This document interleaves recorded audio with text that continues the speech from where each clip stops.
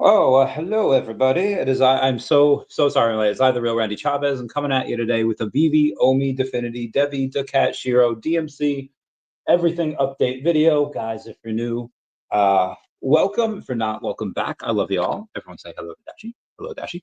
Commenting, liking, subscribing is a free way to help support the channel. Non-free ways are Patreon, smashing the super thanks button down below. Super chats as well. I'm sorry I'm a little late. I just had 6 million different things to do just before I got here. So I, like I said, 100% not,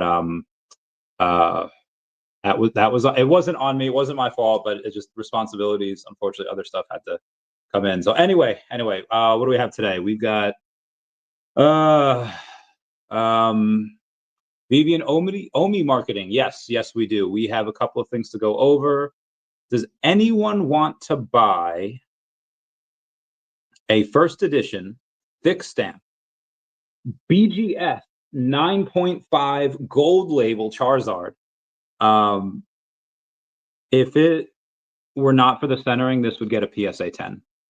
Like this would be a 10. The edges are 9.5, the corners are 9.5, the surface is a 10.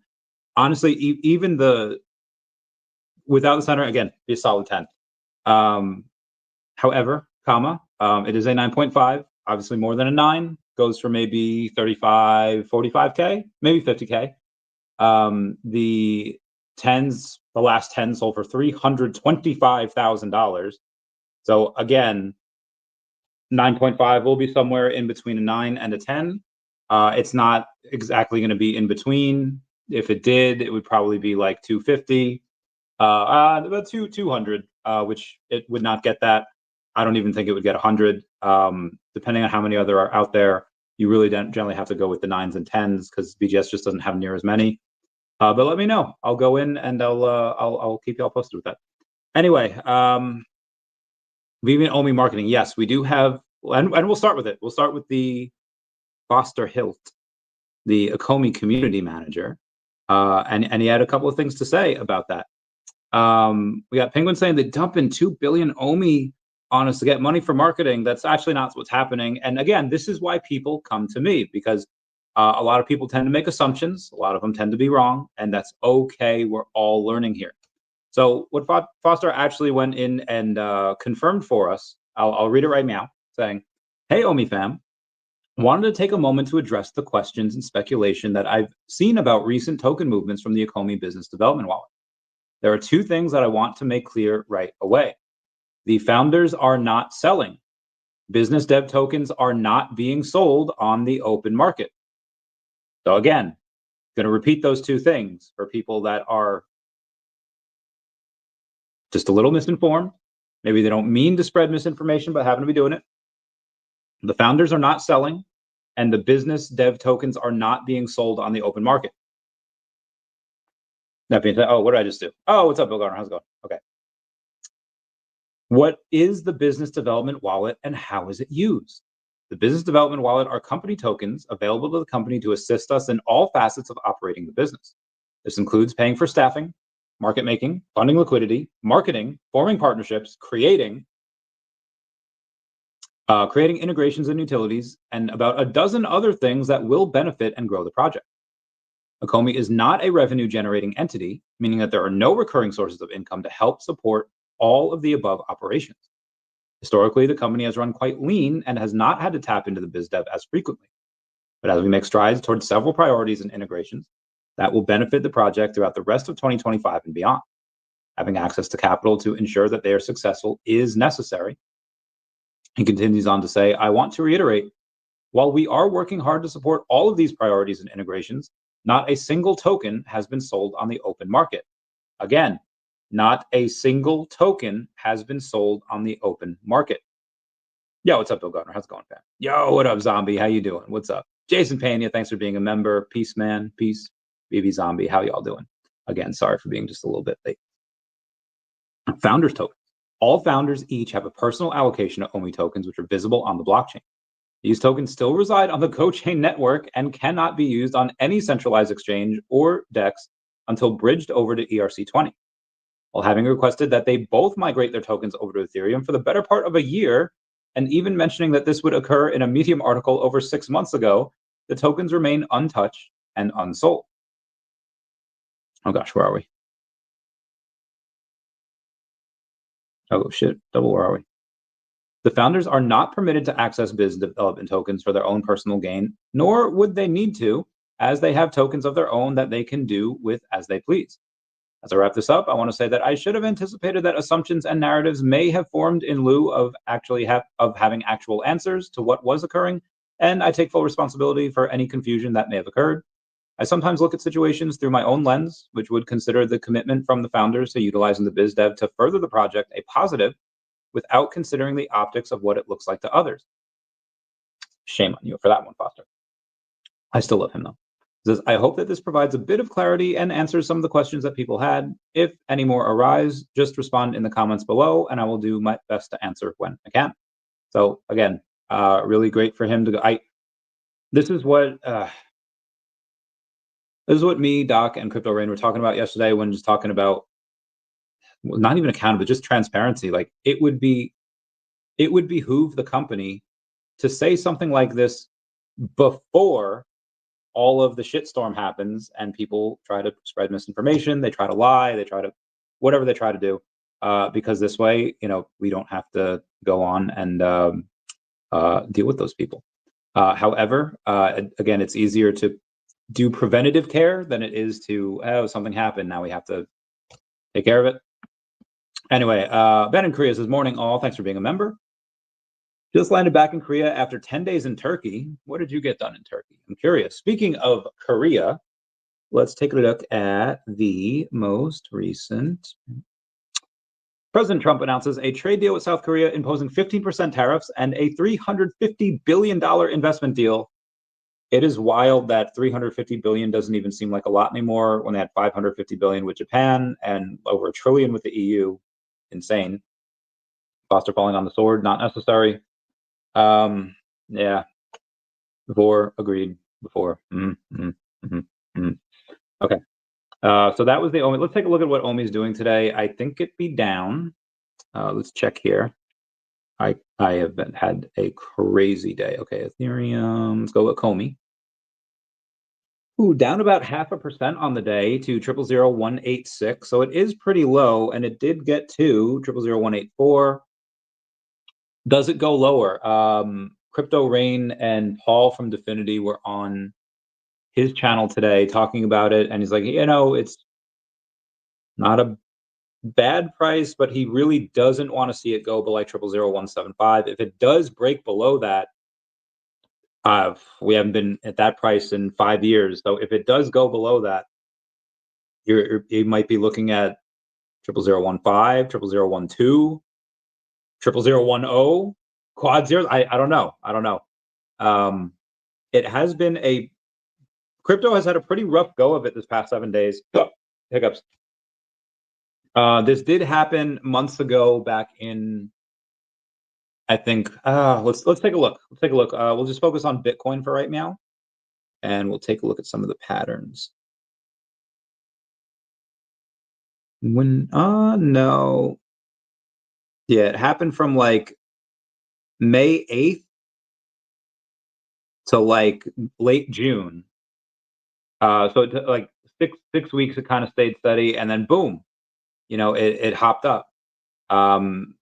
So again, it took about 6 weeks before, as it traded sideways to 6 weeks, went up. And now you could see we were at 7-10, let's say July 10th through right now. It's been about 3 weeks. We might have another 3 weeks of sideways action before we have our next leg up, or we have it before. And again, does it break up or does it break down? But longer the base, the bigger the breakout. I would say this is probably going to break up at some point. We had a wicked, I think Bitcoin was down to, it's not showing me on coin, I think it was 115.8 that it was at. It was actually at 118. Let's go on CoinGecko. Yeah, it was at like 118.6. And then it goes it doesn't show it here. It did go down to 115.8. It obviously didn't close there. It wicked down there. and it looks just kind of like a heart monitor, heart pulse before it goes beep. And back up to 117.8. Let me see if that's any different. 117.8 over on CoinMarketCap and CoinGecko.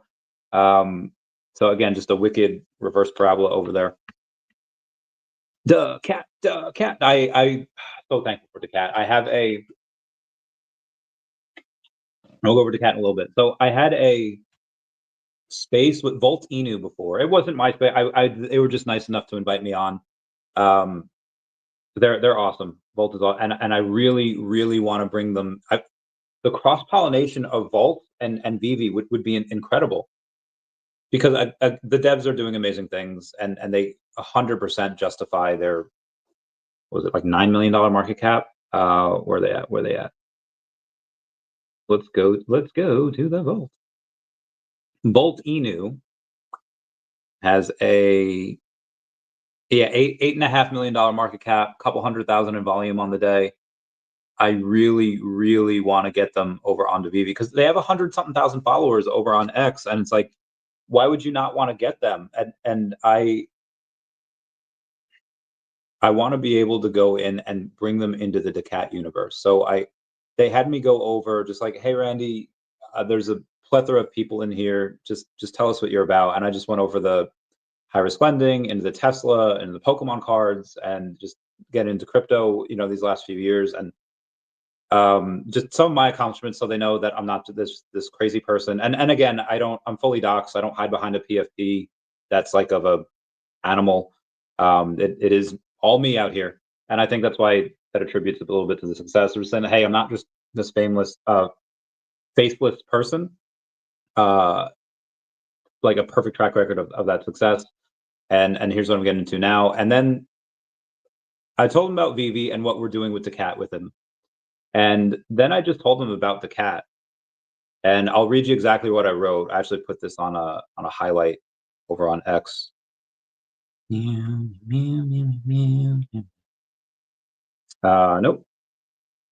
Yeah, so I said, in the past, and I made this in July. So this is going in July 13th. So it was supposed to be from like mid-June to mid-July. Saying, in the past month, I've made it so that everyone can now buy the daCat token in over 70 ways, including credit card, Google Pay, Apple Pay, MoonPay, PayPal, etc., where you don't have to be in crypto to buy daCat. If you are not in crypto, but you still want to buy daCat, link down below to buy daCat token. And you can just do it with a credit card. daCat is now on the balance sheet of Definity Network, a company that helps institutions get into crypto, that do hundreds of thousands of dollars per month, and they might have an announcement soon. They also own part of the channel. Shout out to Definity. They own 10%. And I own a little bit of their company as well. The daCat IP now has a $150,000 valuation. So again, the daCat IP has a $150,000 valuation. And I think it goes up from there. Obviously, the actual token has a $2.2 million market cap, which is great. It's over $500,000 in locked liquidity. And on top of that, a lot of what I can make this IP $1 million IP. I will do that, bar none, no problem. First will be the YouTube channel, then it'll be the daCat token. Yeah, crazy times. When I went all in on OMI last cycle, yeah, it's over $1 million in OMI.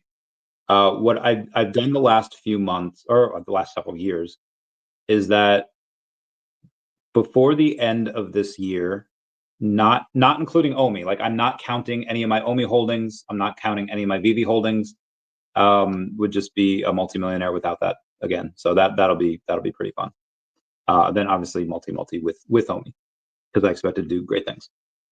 So daCat now owns $7,500 of a major company that should do a 5x by next year. And we have Greg Weick, who's a world-renowned artist that's doing cover art for one of our comics, which will be on VeVe Official later this year. And speaking of which, in assets under management, daCat now also holds OMI, as well as a partner statue, which is arguably one of the most important pieces, not just on the VeVe app, but in NFTs at large. First appearance of Mickey Mouse and Walt Disney on the blockchain, and also an ultra rare Amazing Fantasy 15. At the time of writing this on July 13th, that was in a movie called Con Air. My daddy's coming home on July 13th. Anyway, as of writing this on July 13th, the combined total of those two items were $1,500. They're now worth about $2,400, maybe $2,500. And I will continue to make the comic universe bigger, as well as grow the assets we have under management. I work from time to time, from the time I wake up until the time I go to bed at night. I will not be outworked.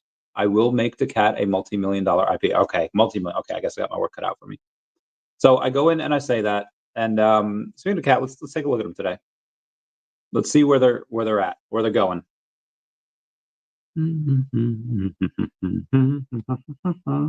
Okay, they are having $11,000 in volume today, $2.2 million market cap. They are down 0.1% on the day. I feel like in the next $500 buy could change that.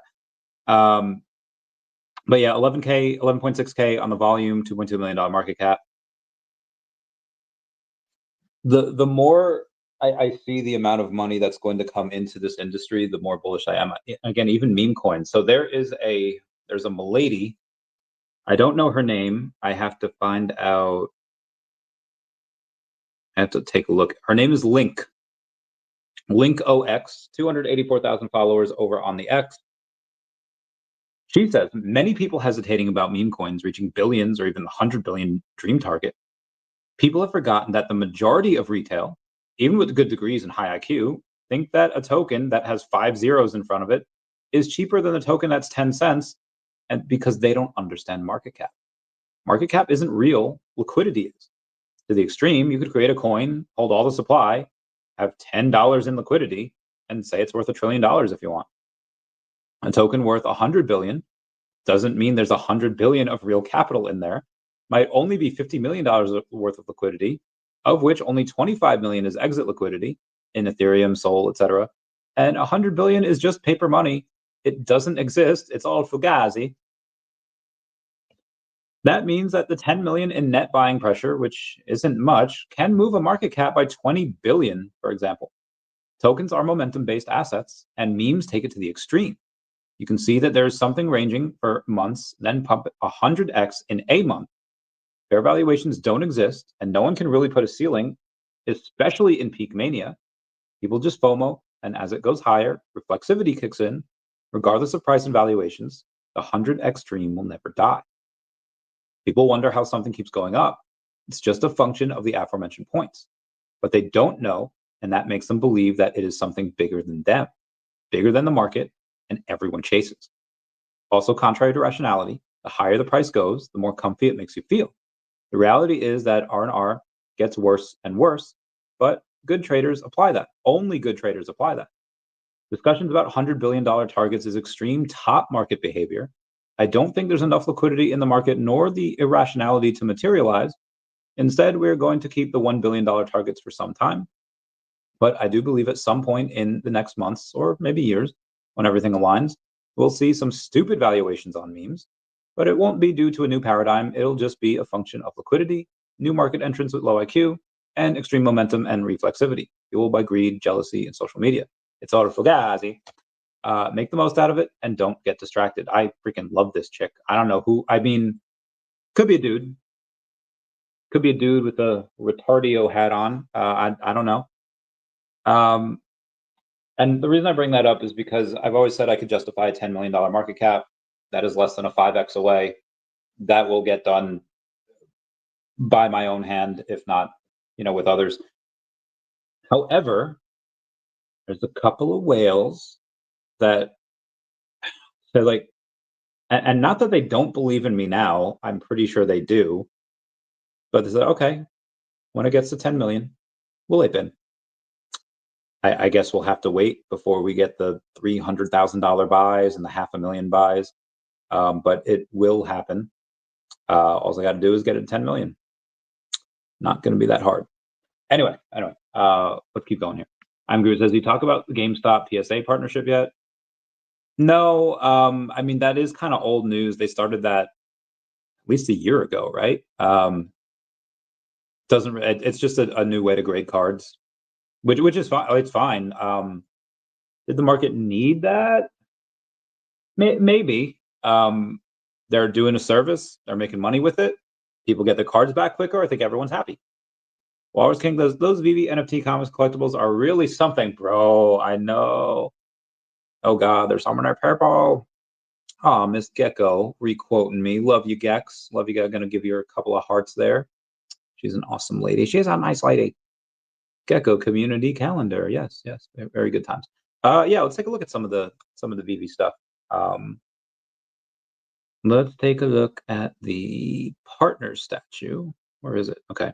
Partner statue, I think, has retained its $1,800. Yeah, 1860. That's $1,860 at the floor. And it goes up 1977, 1999. There was one for like 1825 that got bought. Cheapest 3-digit is $26.99, so just under $2,700. And that is by the Fireman. And it's not like, oh, it's number 979. No, it's number 362. So it's a decent one. And if you want that, you can get it for $2,700. Let's take a look at Todd. I think he is back down to 550. 54 of them in the market. 430. 430. So 1, 2, and then if you buy 3 of them, average of 4 of it. So 1350 total, goes up to 513. Not bad. I did take mine off the market. Oh no, I didn't. I did for a minute. I had it at 3750. I put it at 3500 now. If they want to buy it, they can. If not, yeah, it doesn't really matter to me. It is fine. Sorry, I got a bunch of messages. Aw. Cardboard Gold Slayer says, good evening, Choppy Cat. We already know that professional athletes are fans of VeVe when their agents see the value in holding these collectibles compared to typical NFT. Viva la VeVe. Their agents would probably love to get them something, but a lot of agents, at least in baseball, you have to oh God, they get like guaranteed everything. It's like, doesn't matter. Like it's a big risk because you could pay someone on this like crazy contract and then what happens? You can get hurt, you can do whatever. These people that signed, like, who was it? Was it the Cubs? Orioles? Some team just offered like a 23-year-old, I mean, he's a man, right? But 23-year-old, like a 15-year deal. And it's like, bro, he could be 27 and he could you still have to pay out that money. He could be 20, again, he's I think he's 23. So he's young. He'll probably be healthy for at least another 10 years, but you don't know that. Like, you could have something horribly wrong with you at like 27 and then, still got to pay that is, but if you want to secure the talent, sometimes what you got to do. Anyway, that's Todd. Let's do Amazing Fantasy and see what that's at, and then we'll get to the rest of the show. Fantasy. No big movements there. Uncommon 135, common 188, rare 215, ultra rare 688. Awesome. And secret rare is $7,900. It's a lot. Guru says, nah, this is new. They also do blind packs. They give you digital Oh, okay. Well, there was something that I saw years ago where it's like Pokemon NFTs, and it's like, it's not really. You get an NFT that represents the card that's in the. So it's really incredible. People are like, yeah, you want this Machop first edition PSA 10? I don't know what it is. I'll say like $60, right? It's probably much more than that. Yeah, what you can do is you could buy this NFT version, and we'll keep the card, but you could buy this NFT version that represents the card. And it's like, if you're not giving me my fucking, like, I would never do that. But apparently this is not that, though, because they're doing blind packs that give you digital versions of real cards in the PSA vault. Can you return those in for PSA? Like, say, hey, I just opened up a first edition BGS 9 Charizard. Can I get that? I don't know. Probably not, because that's an insane one. They're connected to eBay, so you can. Oh, okay. But this is the thing, though. Like, you sell it, but you don't have the physical card, and that's probably really great for some people that just don't have the room. But I would feel a little like if you're gonna get it, like, enjoy the artwork. Like, I don't know. Again, to each their own. Yvette says, "Yeah, what up, Bet? How's it going, fam? How's it going? Yeah. I just got a message saying this is important, so I gotta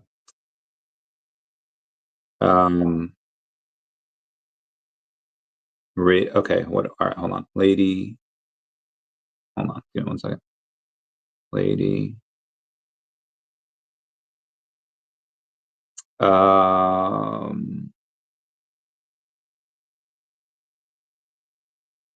that big. I don't see why.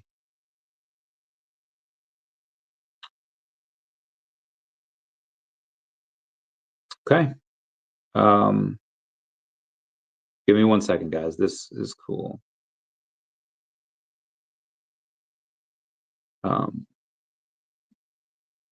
Would love fudge your mother. Okay, I have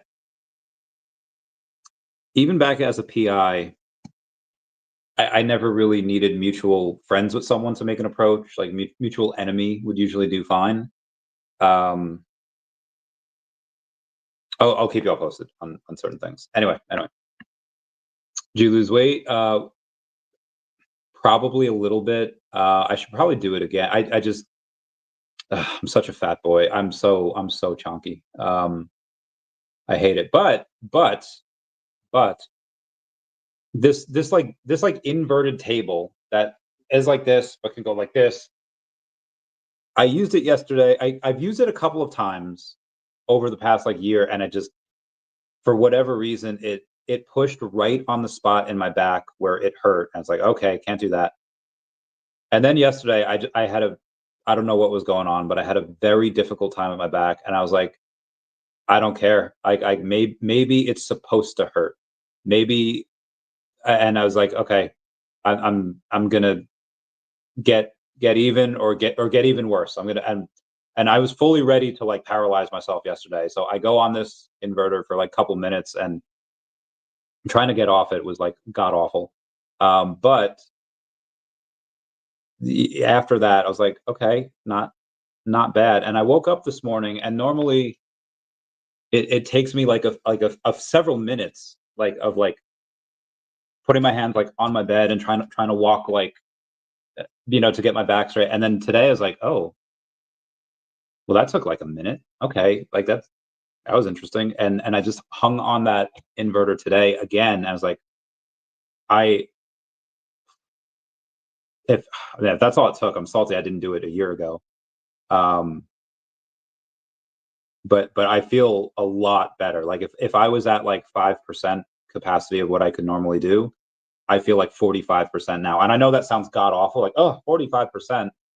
You have to understand, I was a top tier athlete and like top physical condition, and even 45%, I feel pretty good. I don't want to go to the gym yet.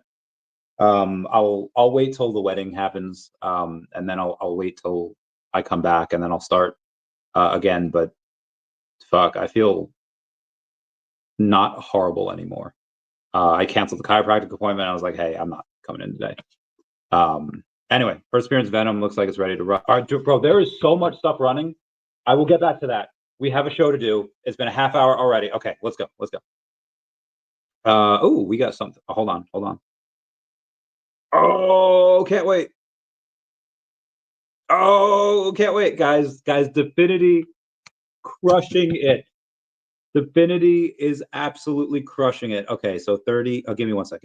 Was this today? Hold on. Yeah, okay. So we're at oh yeah. Guys, and we'll go over Definity next.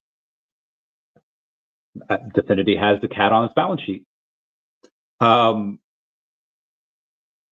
They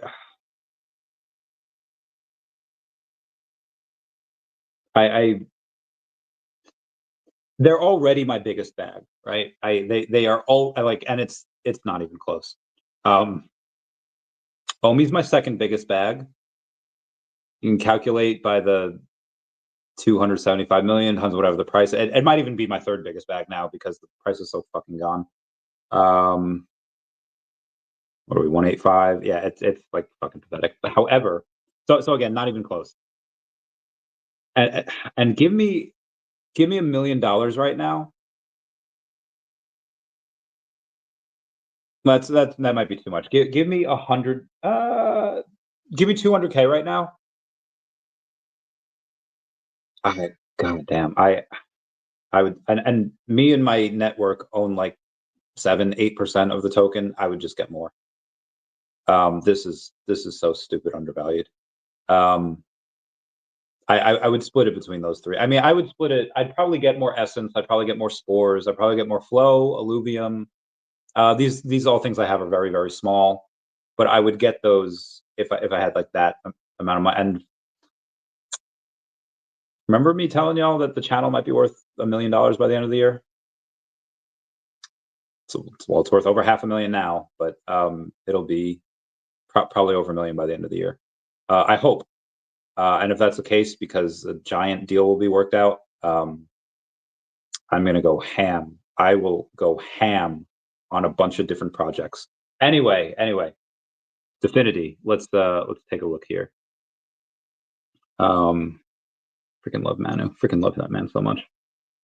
It is up about 4% on the day with $9,400 in volume. I love it when daCat gets a little more volume than DEFINITY. 9,400 in volume. We are at a $5.3 million market cap, or 3.4 cents, and this is stupid. this is like buying PSA 9 Laprases all over. Like this is so easy. A lot of new money. Again, it's already my biggest bag.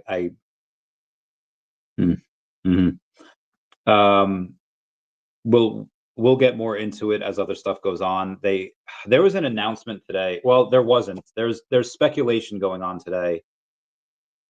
I don't know if I can go into it. I was not given this green light. Bitcoin's back to 118, bro. That wild anti-parabola that just spike down, spike up, bruh.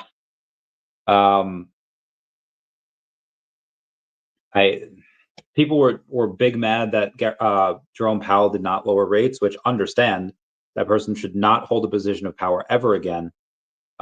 Shouldn't hold this one now. They should freaking fire him. Mother flapper. Double mother flapper. So yeah, I might have some news for. Okay, let me also mother fudger. I have to. Fuck. Sorry. Photos. Okay.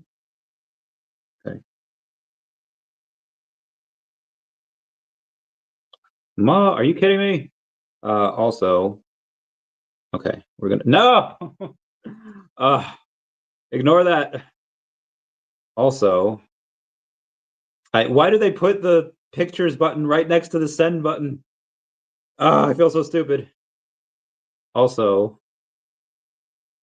the meow meow meow meow figured meow meow meow. Should I do this or nah? I'm so sorry. I just sent him like 6 different emails at once. I'm so sorry. If he's listening, I apologize. Anyway, let's do DEVVE because we love the DEVVE, even though the price action does not love us. This was also spoken about on Crypto Rain's channel between him and Paul from DEFINITY, and he said DEVVE is at a level in which you could buy it. For him, it's a wait, I believe.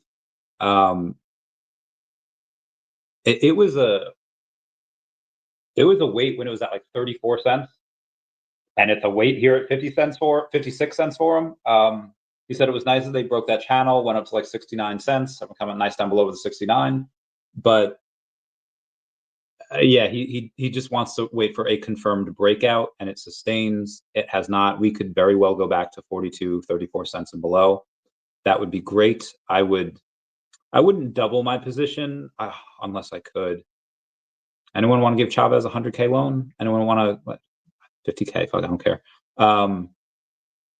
Get this bread. Maybe I'll sell part of it. I'll sell more of the channel. I don't want to before this. Double-edged sword, lots of places. Anyway, let's take a look. We got $363,000 in volume. This is still a community token. There are like very few new wallets. That's why there are new wallets that are buying. It's just not. a ton of them. Like they've had like 100 something new wallets. Yeah, at least, yeah, it's not a lot. Now, 10.1 thousand holders. Once they make their announcement, just add a 0 to that, and the price will go absolutely insane. There'll be this big squeeze. Okay.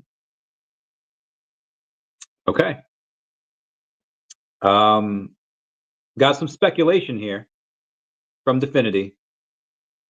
All right, let me. Oh shit. Sheesh. Oh, I love this game. I love this game. Guys, DFINITY's going to the freaking moon. Give me 1 second here. Ah, shit. Yes. Okay. Cool beans.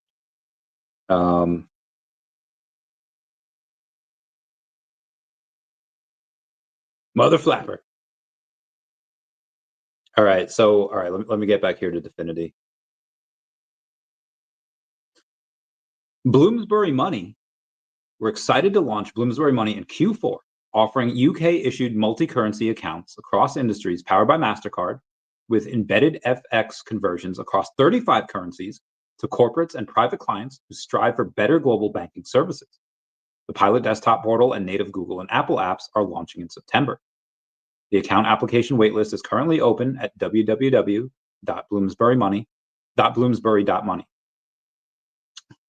Manu happens to follow this page. Bloomsbury Money offers better global banking solutions for corporates and private clients. At Bloomsbury, we empower global businesses and ultra-high net worth individuals, private clients with comprehensive financial solutions designed for complexities of international finance. We offer robust capabilities to manage, move, and optimize your capital across borders with unparalleled efficiency and control. Our UK-issued multi-currency IBAN bank accounts facilitate seamless global transactions.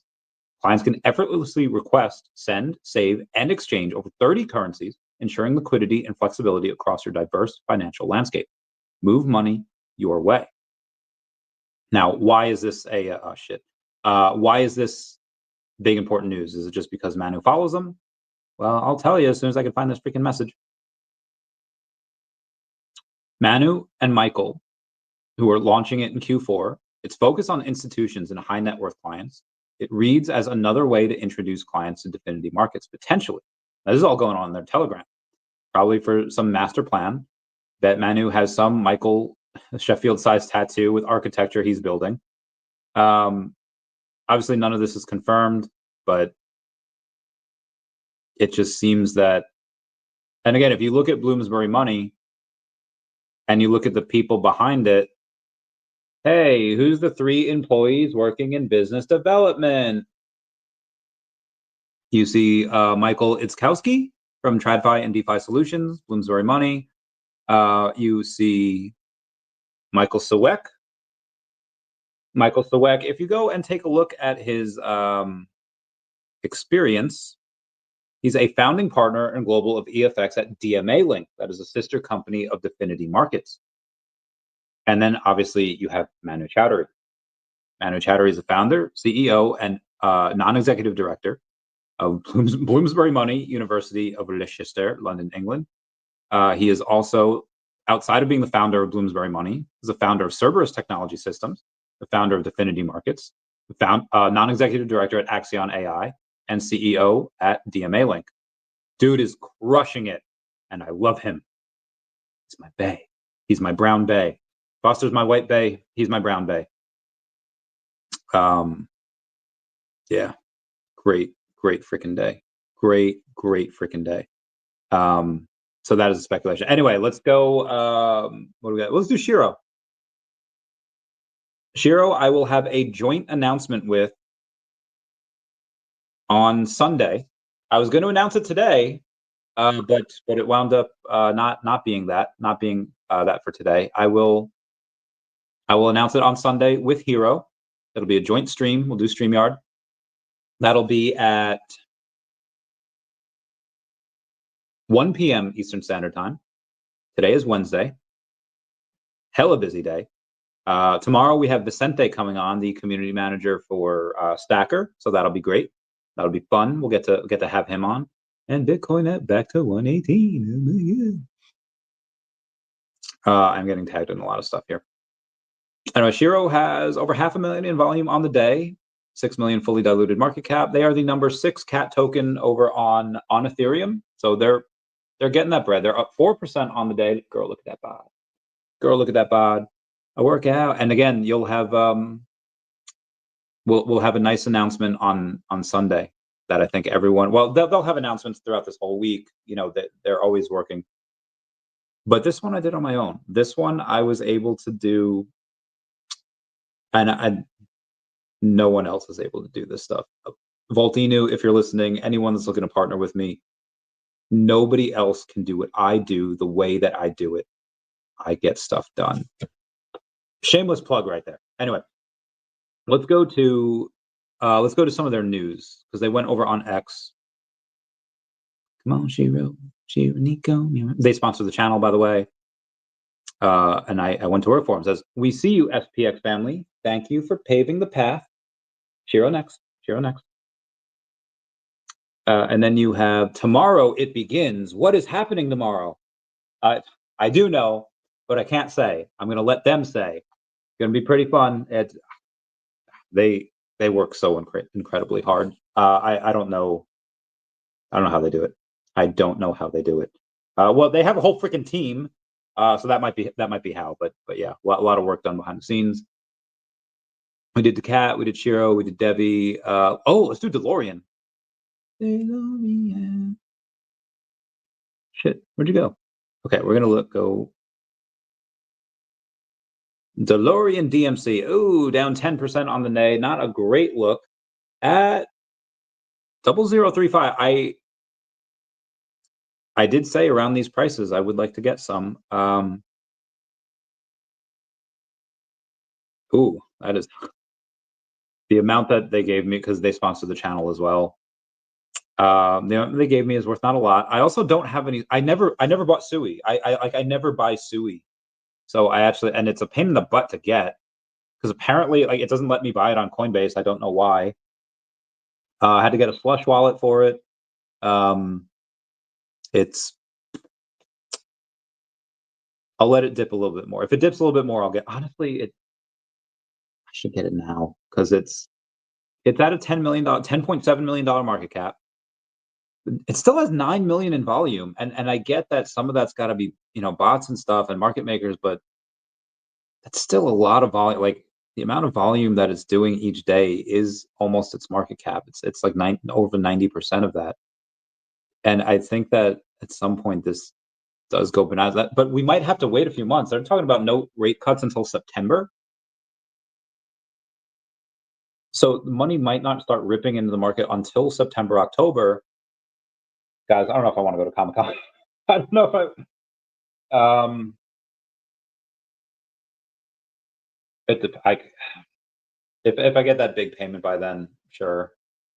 But like at that point, if stuff is still down in October, I'm not going to Comic-Con. I will be in New York doing other stuff. Yeah, there's a lot of stuff to do. And by the way, guys, I will be gone from next Wednesday through next Monday. I might be here on Wednesday. I don't know, but I just have a lot of stuff to do. I have to be in New York for a couple. I get to be in New York for a couple of days. Great times. If I had a DeLorean, I would drive there because DeLoreans are awesome. Everything is awesome when you're part of a team. Okay, where were we? So that was DeLorean. Let's do late. I'll do ladies. I'll get to the comments, and then we'll get to the other stuff that we were going to go over. Ladies on Solana. Do want to give them a shout out for being heckin' awesome. Pretty flat on the day with $159 in volume, so not a lot. 0.03% down. They're at a $21.8 thousand market cap. I did say that if it ever gets to 20,000 or below, that is when I go in and buy more. So there's really not much risk down here. Now the big risk would be if you buy here, people dump, and then I die, I perish for some reason, and then there's nobody there to buy it. But it shouldn't get below that. If it does, it'll be temporary because I'll buy it back up to 20K. It won't be hard. I already have 10% of the supply. No problem getting more. Why? I believe in. I'm actually going to have a meeting with the head of this token this week. I mean, we touch base every now and then. I wrote the ladies on Solana comic. It is really good. The artist has not gotten back to me in a couple of days. He's in the Philippines, so I don't know if he's okay. He's flooded. He needs some help. Everyone comment F down below, pay respects to people we lost in the Hawaii earthquake, or in the Russian earthquakes and in the Hawaii tsunamis, all that jazz. Crazy stuff happened around the world. But yeah, from here, it's like, okay, it might go down 10% temporarily, because again, even at a $22,000 market cap, I said at 20, I go in and buy more. It'll always bounce off that. It goes below that, I'll bring it back up to 20 plus. So there's very, very little downside risk because of the, what I'm saying. And I have a lot of plans for it. So again, very little downside risk. You could get a lot. Like I wouldn't even recommend doing like $500 buys. I would recommend doing like, do a $50 buy, do a $60 buy, because if you do a $500 buy, you're just going to pump the price like nobody's business, and the slippage will be insane. So again, if you wanted to do that, I just think that there's pretty little risk, and there is a much potentially much upside. In my opinion, they don't sponsor the channel at all. They don't do anything. I just really like the project. Now let's get to, okay, saying Venom looked like it's going on a run, or primed for a run. There's a bunch of stuff out there that looks like 118.5 for Bitcoin. Damn, why is Bitcoin freaking crushing it? It is, bruh. Okay, hang on. Bruh. Bitcoin. Okay, there we go. All right, so around there, the flapper. Oh, okay, this will work.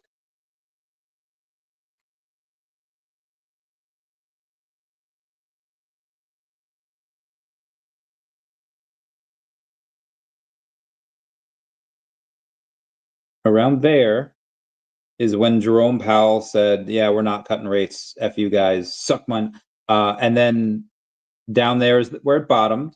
And then they were all just like, hey, let's have a gay old time. And Bo Hines talking about the crypto reserve today for the US, saying that he didn't want to say how much the US has, and he also took away how much they're going to get. Now, I thought they were just going to get 1 million.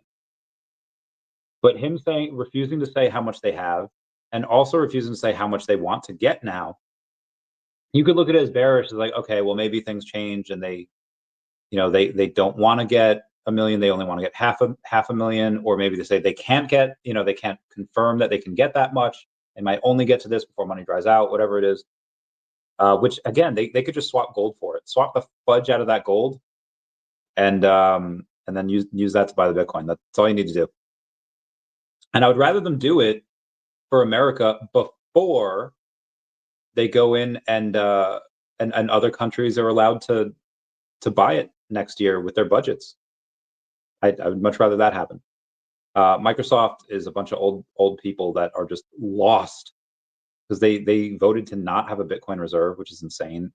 Germany selling their Bitcoin at like 54,000 was a legendary fumble. That was a generational fumble. Germany, you should be ashamed. Whoever helped make that decision, you guys should not be in power. You guys clearly cannot say, like, would have more than doubled your money.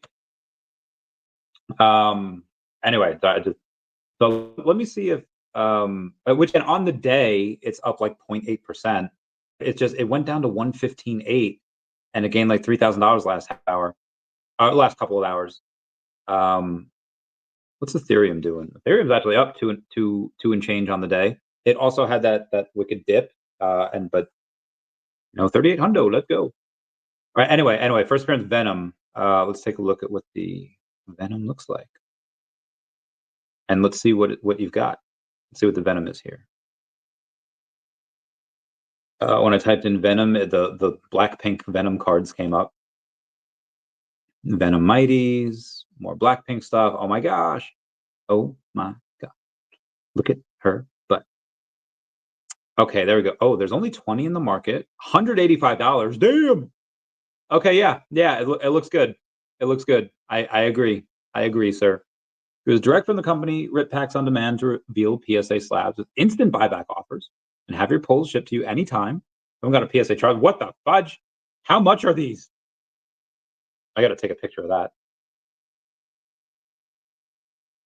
But seriously, how much are these? Because PSA 8 Charizard, is that 5 figures yet? It's probably 5. Yeah. First edition Charizard, base set, PSA 8. Yeah, it's probably like 10 grand. So fudge, good for them. Actually, it's probably going to be like 15 grand because there's one on, and this looks pretty good. So this one is a PSA 8, and this looks pretty freaking good. The centering is good. I don't see any things on there. You see a bunch of edge wear and whitening over there, but it's not a ton. See a little bit of edge wear over there, that white on it.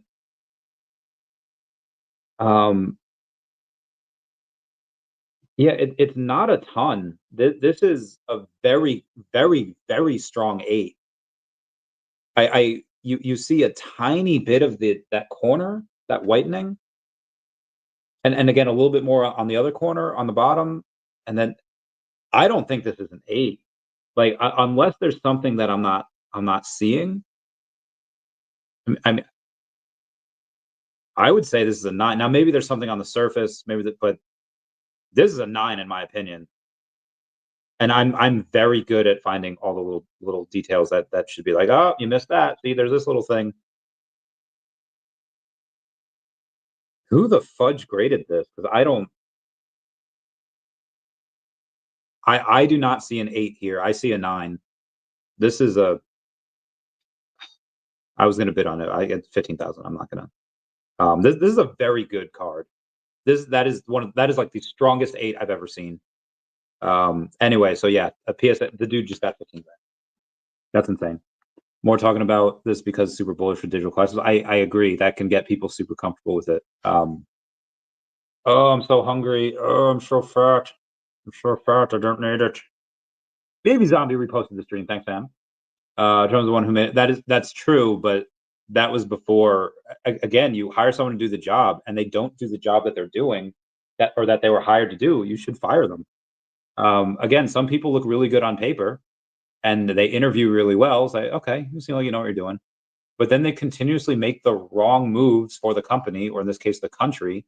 Yeah, you gotta get rid of that dude. It's like some way to fire him, some way to investigate him. Get like this man is, because he doesn't like Trump, is going to cost the country like trillions of dollars. Because if you add debt at like 5%, as opposed to getting rates down to like 3.5, like that is retarded, and that's doing nothing but costing Joe taxpayer that money. That he should be fired. He's a very negative force in this universe.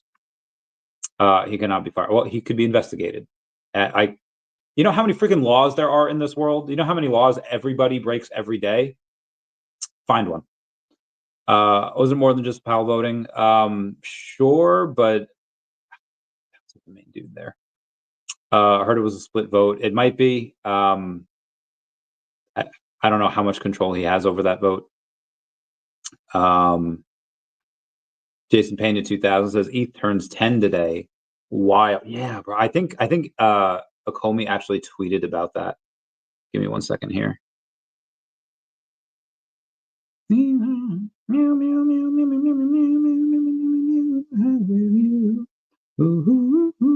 right, sorry. I'm a little confused at something here. So I want to go to Red Eyes saying weekly, not weekly. Okay. That OMI died years ago and took VeVe with them. I don't know if you've been, so I'm going to assume you just haven't been paying attention, which, okay, fair. A lot of VeVe blue chip stuff has gone up like 80 to 100% in the last couple of weeks. Again, that's not going to be Cryptkins. That's not going to be decon stuff. you have a lot of really important first appearance comic books that have like doubled and tripled.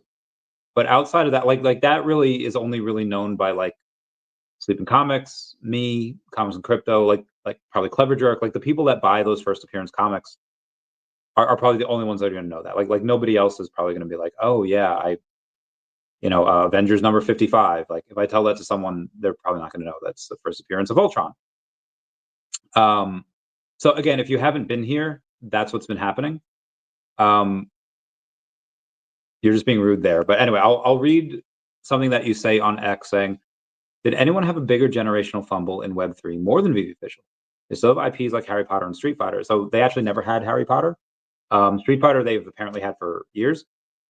So the competent team could have had such a finely polished product by now. I mean, I don't know if you've seen the new Spidey 2099 that's about to come out in like 2 days. That looks phenomenal. The actual product, most of it looks really good. And I say most because you have your Electras, you have your stuff that is just like this. They have a problem with teeth. But for the most part, the product looks really good. But it seems they got rich and stopped trying. Again, this is where I know either you're a newer investor or haven't been paying attention, because the team has had a lot of thorn in their sides, particularly with the lawsuits, which are over now. So give me a single reason why I shouldn't floor everything and cash out. I'm not here to tell you what to do. You absolutely could if you want. No one is stopping you. I would say this before you do that. Get out of the fishbowl of VeVe and just say like, okay, what else is happening in the space? What are other NFT projects doing? Because if other NFT projects are running and VeVe is not, then maybe I should get out and go chase those cans. Again, that's something that you might think. I don't say I would agree with you on that, but other NFT projects are running. Milady Makers, CryptoPunks, Crypto Dick Butts, Autoglyphs, Pudgy Penguins, Moonbirds, you name it. And again, if they were running and VeVe wasn't, I'd be like, okay, what's going on? Should we look deeper? Should we look further into symptoms? But they are, like they're clearly running right now. Again, not just with comics, but Secret Rare Spider-Man. You have, oh god, Partner Statue. You have Todd. You have Riso. Some of these things have doubled in the last like 2 weeks. So again, we're all here to learn. So I'll give you a chance to learn there. We'll go over and but yeah, you gotta not be as rude though. Anyway, the advantage is ETH turn send. Well, yeah, let's look at Akomi's stuff. Where is the Akomi account? My back. 154,000 followers for Akomi. Good for you. Saying on this day, I see clearly. We celebrate Ethereum's 10th anniversary. Ethereum changed crypto by enabling apps and smart contracts, opening up new possibilities like DeFi, NFTs, and the foundation of digital collecting on VeVe Official with OMI. Happy 10th birthday, Ethereum. This is not the only thing that I want to go over today from Akomi. You have Binance US yesterday saying me aura farming on the blockchain as a gold and silver surfer. And Akomi goes in and say, could aura farm even harder by getting your own officially licensed premium 3D Silver Surfer collectible from VeVe Official with the OMI token. And oh, it looks so good. That is what we want from Akomi. Like, that is what we want from Akomi. Someone like Binance going on and saying, yeah, aura farming with the Silver Surfer and just perfect Silver Surfer for us, actual Silver Surfer. Could aura farm even harder by getting your own? They're promoting the token. They're promoting the app. That is exactly what we want. We have to go and give them love and give them flowers when they do things that are good, not just for the token and the company, but for us as well. A weekly has been sending for. Might get 2 replies. Coolio. Received. All right, sweet. Might get 2 replies. Got these messages. All good. All right, moving on. Jason Payne in 2000 says, MicroStrategy earnings tomorrow, forecast 15% or like 25% up on the quarter. Fun time. Yeah. Don't they have like $30 billion in unrealized profits? Like that's insane. They have like $30 billion in unrealized profits, which is bananas. Hash Crypto Real says, panic sellers are shaken out. ETH to 4,000. Let's go. I think it might be. Tacky guys says, when Dragon Ball. So David was on a space yesterday, and he was talking about San Diego Comic-Con, and he said something like, yeah, that Celsius got me up to like my energy levels over 9,000. I was like, David, you didn't. For those of you that don't know, that is a big trope in Dragon Ball Z, where anyone says over 9,000. It's a really big trope in Dragon Ball Z. We love it. Kuma says, "What up, fam? What's going on, Kuma? How's it going? We love you. We love you. Love you long time." Yeah, my man. I hope you're doing well. Planet Vampire says, the Fed will wait as long as they can until big money is done. Wrong. Oh my God, you sent me the wrong freaking Discord. All right, where is it? Where is it? How freaking dare you? Dismiss. I'm gonna leave this fucking place. Can I leave this fucking server? Okay, yep. This one, okay.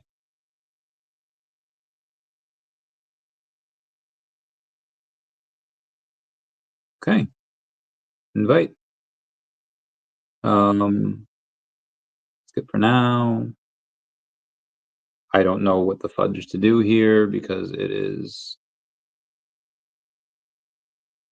It's like a private Discord server. Yeah, there's like nothing here. Okay. Joined.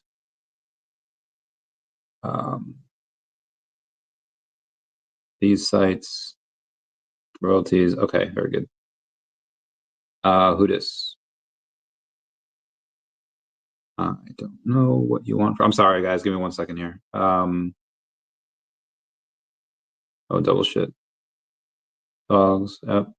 Project. Hear what you're. Yep. Connect. Okay. Oh, I love that too. A lot of resources. Okay. I don't think this will work, but we'll see. Definitely not gonna. All right. Sorry about that. Fed will wait as long as it can until big money is done buying. Plebs will unfortunately take out loans to buy after the market has moved. Yep, you're right. You're absolutely right. You are 100,000% right. I see it all the time. Bitcoin. Okay, we got a couple things. Bitcoin's 1% market depth increased over the summer months. Bet it did. Dr. Strange. Give me that straight fire. Love you, Dr. Strange. Hedera. Give me 1 second. Oh God. Hedera mentioned in Crypto White House report. Interesting. All right, Definity up a little bit. All right, the cat up a little bit. The kitty's up a little bit. Come on, girl, just a little bit. Ooh, what you want? You know I got it. What you need? Oh, little respect now. Just all right. Jerk Latte says, "What is a black and white Blackpink logo number 48 would go for?" Let's take a look.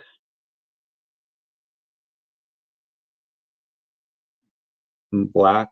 I'll just put Blackpink and then see logo. A black and white Blackpink logo.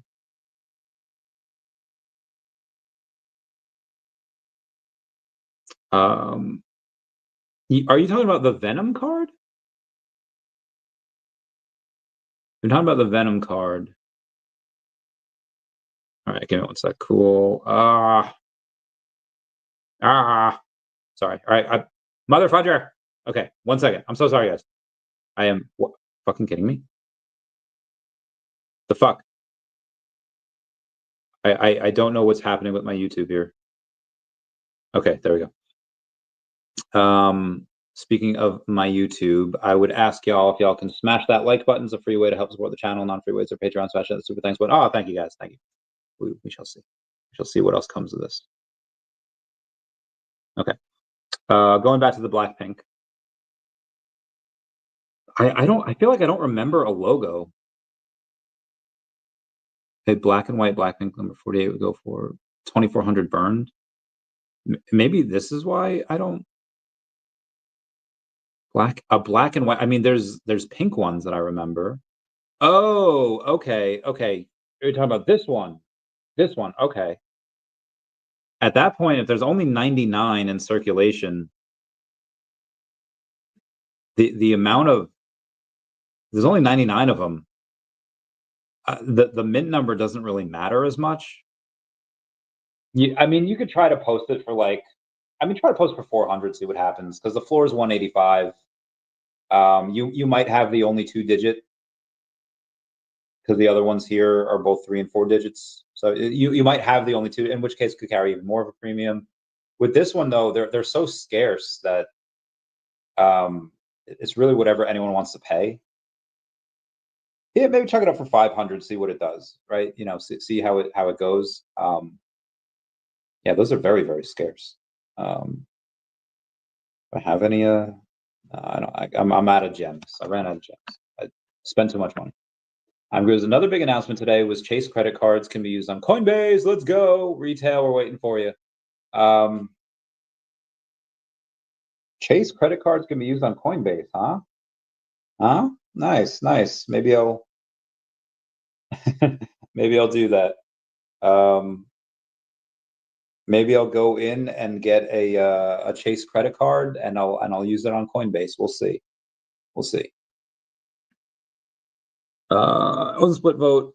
There was only 2 that opposed the stall. I mean, Silver Surfer won, sold 15 gems on the store. It's at 30 gems on the market. Yeah. Let's take a look at the market real quick. I know there's a ton of people here, but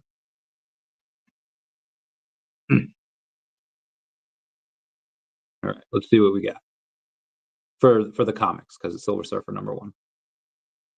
That's being a little okay. There we go. Spidey 2099. Is that $1.80? Okay, what we got here? X-Men. What are we looking for? We are looking. Oh, remember Hitmonkey, bro? Hitmonkey was so much fun. That's like a great comic book. It's not worth a lot though. It's worth like nothing.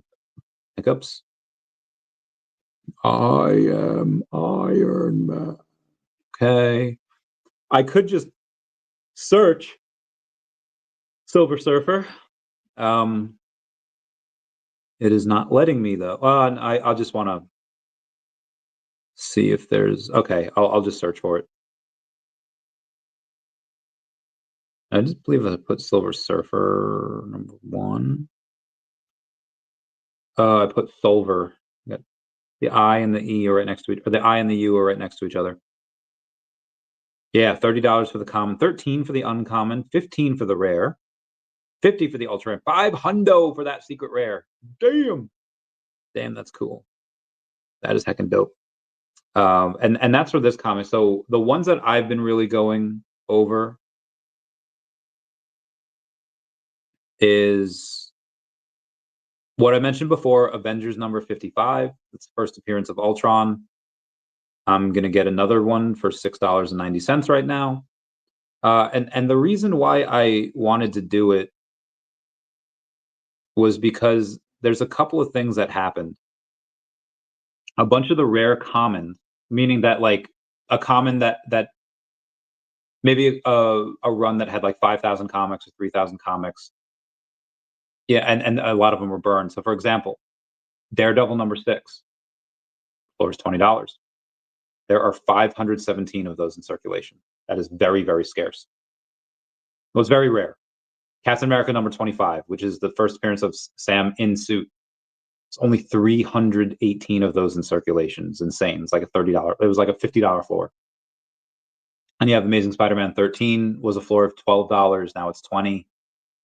And I know it's like, oh, it's like $8, but if you have like 10 of those, and again, the percentages 12 to 20 is a significant jump. Then you have, like I said, Avengers 55.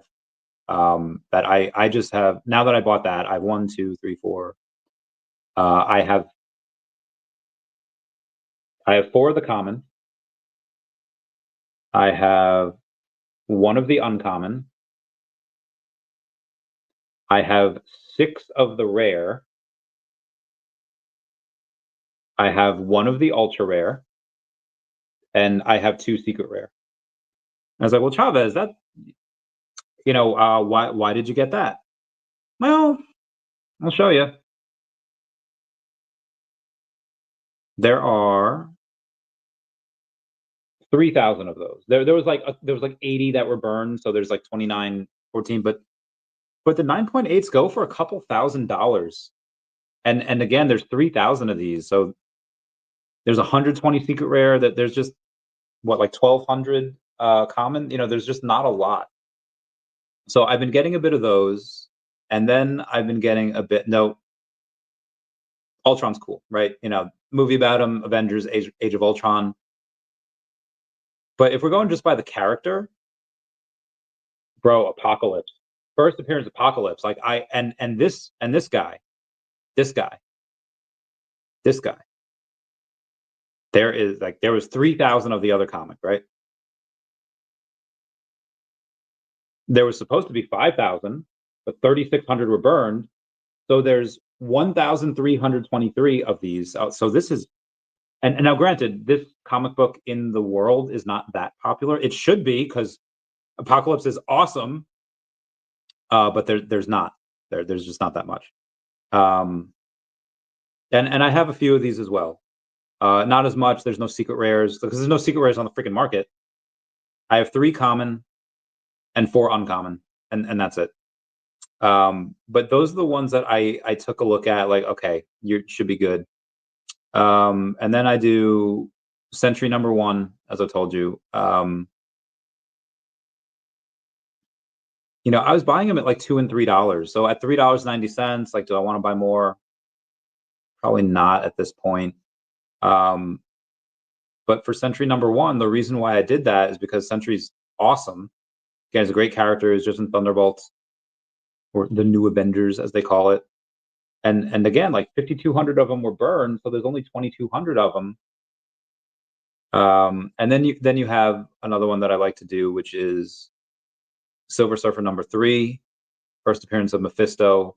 I really like buying it at $2 and $3. It's $4 now for the common. And there's a bit more of this one than there is for there's a bit more of this one than there was for Sentry number 1. This one, it happens to have, this has 5,000. This is 5,000 digits. So it's like double of what the other one was. But I have a bunch, and I think that goes to $10 at some point as well. My back. Now it's a split. I've been voting. It's not just Powell. Because I sure hope the announcement is not Binance US, so it would not. Yeah, agreed. I hope it's not them either. I hope they don't pay for that. Not the cards. It's the light box. Yeah. I saw it. I think I might have, and I made some money on it. It's been great. Oh shit! Buckle up, Buttercups. Nancy Mace is about to announce something on August 1st, 2020, August 4th, 2025, Benson. And we'll get her on the podcast. Mike says, just got back to VeVe and literally bought the number 150 Secret Rare Spider-Man a few weeks ago. And it's up 3K. Bro, that was a legendary pull. That was a legendary move. Because you bought it, you bought it probably for 3K or like 2,800, and it's up to like 5,800 now. That was perfect. How'd you know to come back? That was perfect timing. We had Rob Cooks here. Says like, bro, I've been in jail for like a year and a half, and I thought about nothing but VeVe. I was like, bro, my man, let's go. I hope so. So I'm unsure. Enjoy it. Baj. Let's give me 1 second. Without him.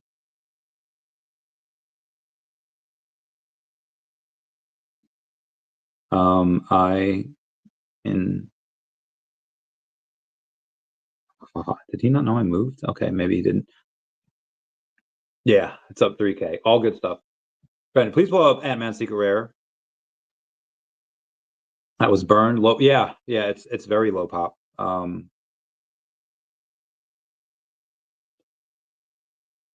it's not the okay, hang on. View the details on the Ant-Man secret rare.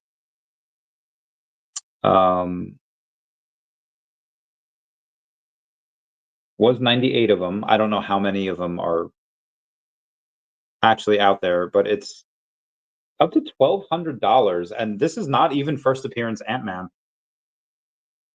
It's super scarce Ant-Man, and Ant-Man is awesome, but it's not first appearance Ant-Man. That goes to the Marvel Mighty, and the Marvel Mighty is $2. There's no. And I have a few of them. I have 2 sub 100s. I have number 74 and number 94, and I have a couple others. I like him. And then you bought Metallic Spider-Man for $40, and it's up to $244 now. Love that nice 6X. Vampires have just noticed they launched an official crypto government website with Trump's agenda, complete with the explanations in terms like POS, TradFi, very digestible for the general public. I agree. I also agree that it's chilly up in here. Y'all go make me lose my mind. Up in her, up in her. Y'all go make me go on a motherfucker. Up in her, up in here. Okay. There we go. There we go. It's a little chilly, so I gotta button up the pop the collar. Protect my large yet delicate ears from the cold. Realize says, you got 20. Yeah, 100%. 100%. And you know, I had a couple people ask me if I was why is it crazy hair today? I had a couple people ask me if I was bidding MCP on it, and I was like, I don't think you really need to bid MCP on this. Let's take a look at it. And so there's something tomorrow. It's Puppet Master. I don't really think this is going to do that well. There's 3. I mean, let's check, right? Let's check. Fantastic Four number 8. 8 CGC. Is there any in a 9? Try to get 9 and above. Nope. We're just going to go to CGC. And we're going to filter for sold copies, not sale items. No, there hasn't been a. Maybe we can Google it and go to Fantastic Four number 8 CGC. I put CGX, but I think they knew what I mean. Oh shit. What?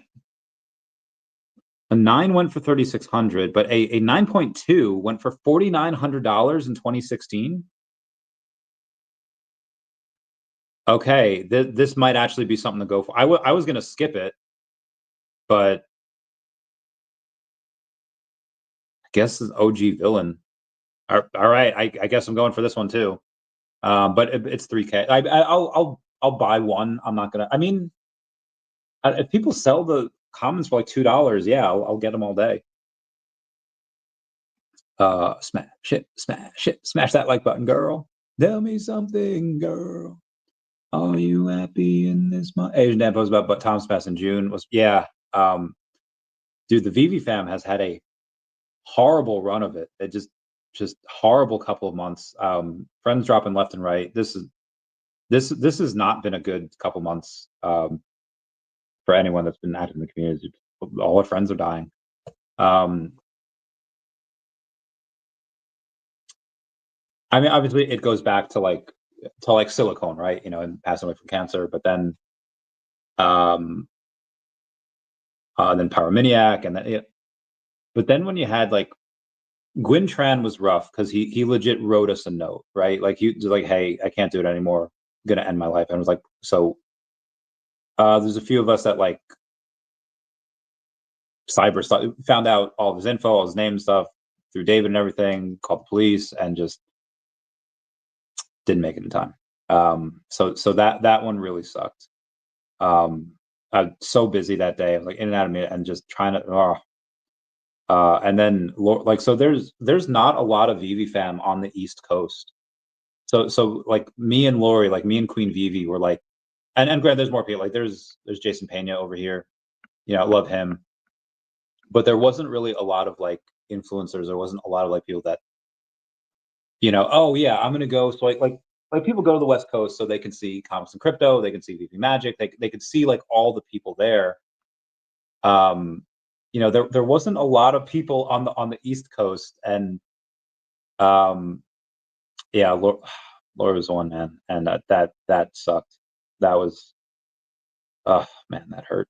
And like I couldn't say anything. Like we knew it was coming. Like we're good friends. I love her family. And just, oh god, that was horrible. But yeah, now it's like that big fucking hole, like in the VeVe fam and in the heart. Yeah, it's been a rough couple months for us. But show must go on. We persist because we must. The Baker says Randy was on fire on Spaces Day. Yeah, that was fun. It's and so this is what I want to start doing. I want to start because like right now all of the VeVe spaces are just like, yo, what's up, everybody? I put those hundreds in, and it's a fun hangout space. It is fun for the people that are in the community. It's fun for people. They joke around, and they have to quote Flintstones, they have a gay old time. They just they love that shit. And hold on, I gotta. Do I have a pony? Put this in the. Getting tired of the hair being all frizzy, like Miss Frizzle in '94 with her magic school bus. Baloney. Okay. Okay. Where was I? Okay. And the spaces are great for the existing community. I don't think there's any. Okay. I don't think there's any. There's no alpha spaces. There's not a lot of people that hold spaces where they have super successful people come in and give their opinions on why they think VeVe and OMI. Like we talked about it last night on the OMI Homie show, where it's like back in the day, spaces were like, okay, here's this person from this company, clearly successful, and here's why he's buying VeVe. Like we don't have that anymore. And like I have that on like my show here on YouTube, and it streams to X, but we just don't have it in spaces. And unfortunately, the people that are a lot of big ETH whales on X, they're not really watching streams. They're listening to spaces. They're in spaces. If there's a big enough space, like, okay, what is this? I'll go in. Maybe I'll pick up, a couple dozen followers. And so what I want to start doing is, because again, like I see a couple of these spaces, it's like the same people pitching their projects all the time. But that's what I started doing with daCat. I would see other people's spaces. I would go in, be like, here's what daCat's doing. And that monologue I gave before about what I've done for it in the last couple of months. And obviously it's a whole team effort, but that's just the stuff that I've done, giving a bunch of assets under management, getting institutional people to hold it on their balance sheet. And I think that in the next week or so, and again, it's going to be, I have to be away for a day. I get to be away because I'm going to start something, and nobody's going to care about it until I mention it. But ideally, I want to start spaces for daCat, for ladies on Solana and VeVe, and that's going to be the three projects. And obviously, if anyone says like, oh yeah, there's a bunch of meme coins, like okay, and I'll just talk about DEFINITY, I'll talk about DEVVE, talk about VeVe and OMI. Like, can't get me with that. Like, oh yeah, he just reps meme coins. Absolutely fucking not. Meme coins make up a very small percentage of my. Well, actually, if you talk about the actual IP, that doesn't make up a lot. It does make up a fair amount of percentage of the net worth, but yeah, I would say getting those spaces, because like Heine coin is beating daCat right now, and I honestly believe that it's because their spaces just go hard. They have spaces multiple times per day, and they're at a $2.5 million. They have 511 holders, and they have a $2.5 million market cap. That is very, very good. Now they only have 137,000 in liquidity, probably even, yes, even at 68K each. So it's more attractive for people that are in daCat, or it's more attractive for traders to go into daCat because there's over 500,000 in liquidity for a slightly less market cap. But they're and they have like half the amount of they have like 60%, half the amount of volume that we have. It's because they're in spaces all the time. And now, granted, it might be a little bit because I've been talking about them because I wrote their comic. It is so chilly down here. I'm gonna put the. I feel like Kenny. Now I feel like Nurse Joy in Pokemon, the first movie. But yeah, it's because of those spaces, and I'm gonna start doing it for VeVe, and OMI, and daCat, and ladies, and then everyone's talk about like actual, and I'm gonna be like, hey, here's the long end of the treasury curve, here's the short, and I want to bring in a bunch of knowledge where people actually learn something instead of just playing music and hanging out with. And again, I'm not trying to be like freaking Ebenezer Scrooge here to be like, oh, humbug, yeah, friendship. Ugh.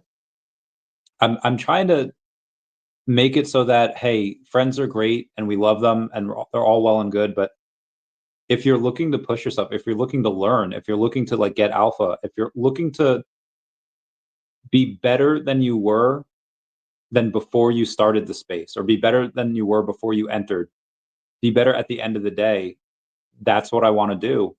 Because I see Nobu and I see Bowser, and that's really it. I don't see a lot of other spaces for crypto that really has that.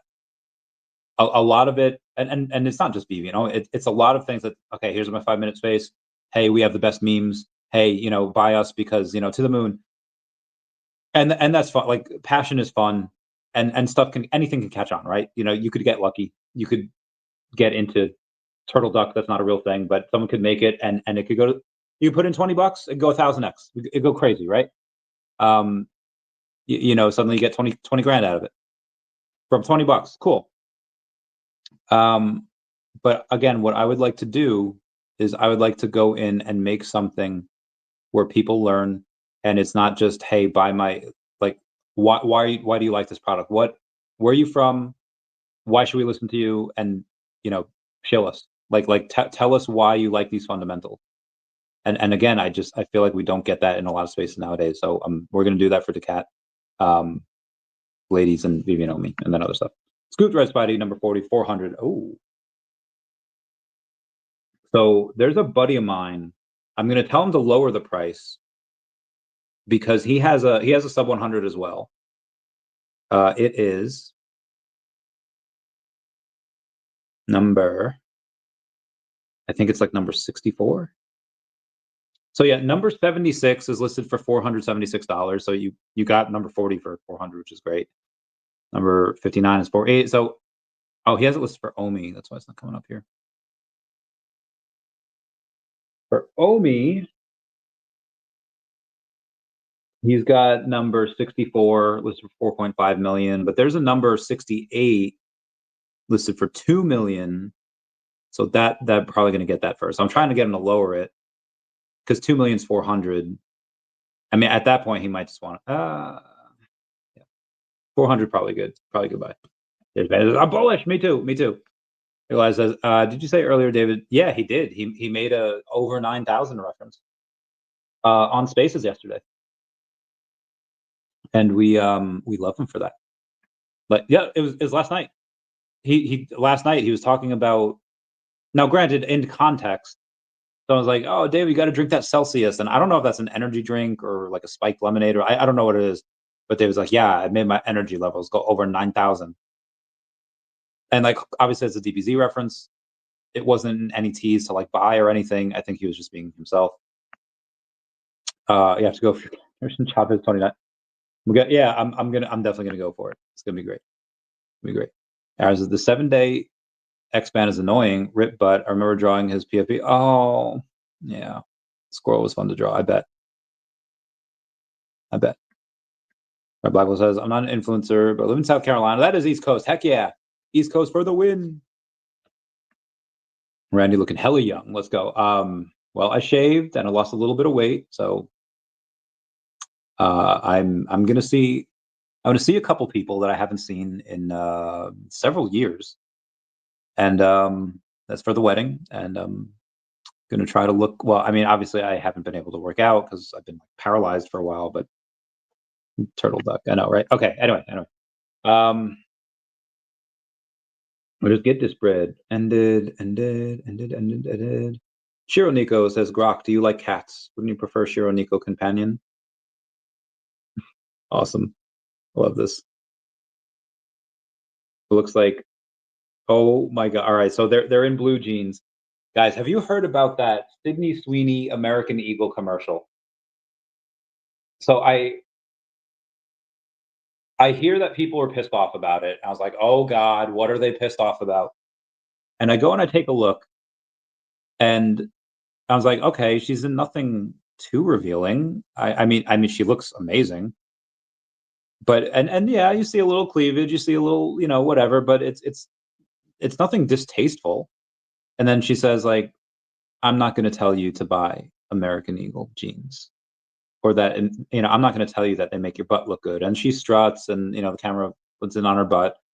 And I was like, are people saying like this is objectifying women? Like, and then there's a couple of commercials where there's like, they say Sydney Sweeney has good genes. And honestly, up until the end, I thought they were just talking about, give me 1 second, sorry.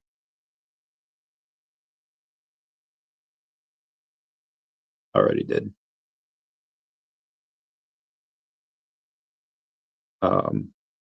Still going. Is awesome. Want to come on? So let's see if we can get a guest here. See if we can get a guest. I'll give him a link. Give him a link. 1 second. Test. Copy. Copy URL. 200 people here. Let's go. Let's see if he comes on. So anyway, at the end of it, I thought the end of it, he was like, this is racist. And I was like, wait a minute.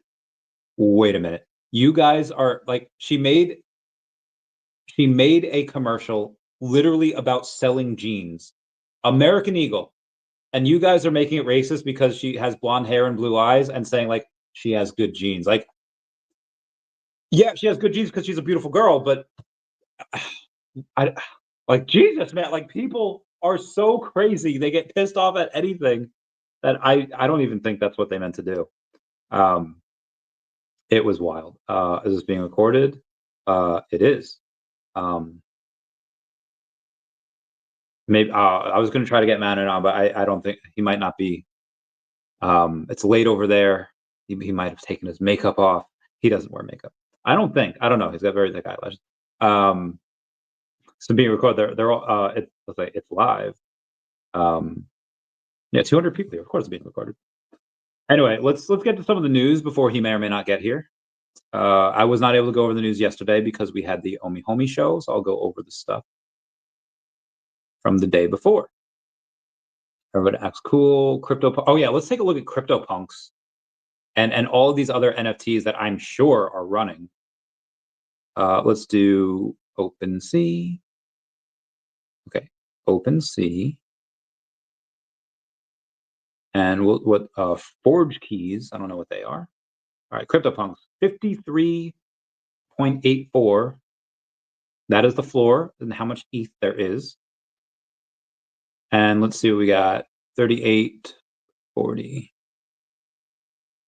CryptoPunks has a $206,000 floor. Incredible. 14.19. All right, hold on. They had 5.4 million in volume on the day, which is bananas. Oh, shoot. Now let's go and take a look at Moonbirds. Moonbirds is at 2.23 ETH. So let's do that. Oh, they've actually gone down. They're at 85. Oh, no, they haven't. Have they? Were they ever at 3 ETH? I don't recall. I know they were very, very low recently. Then like, yeah, 5, 6K. Were they ever at 10K? Well, they're at 8,500 now, so they're definitely up on the month. Let's take a look at the activity. Come on, but as I'm at home with less than ideal internet, okay for me to not have my camera on? Yeah, that's cool. Let's go. Woo, Manu on. All right. So we're gonna get Matt. All right, we're gonna go reshare this quote. Let's welcome at Definity CEO Manu Chowdhury on.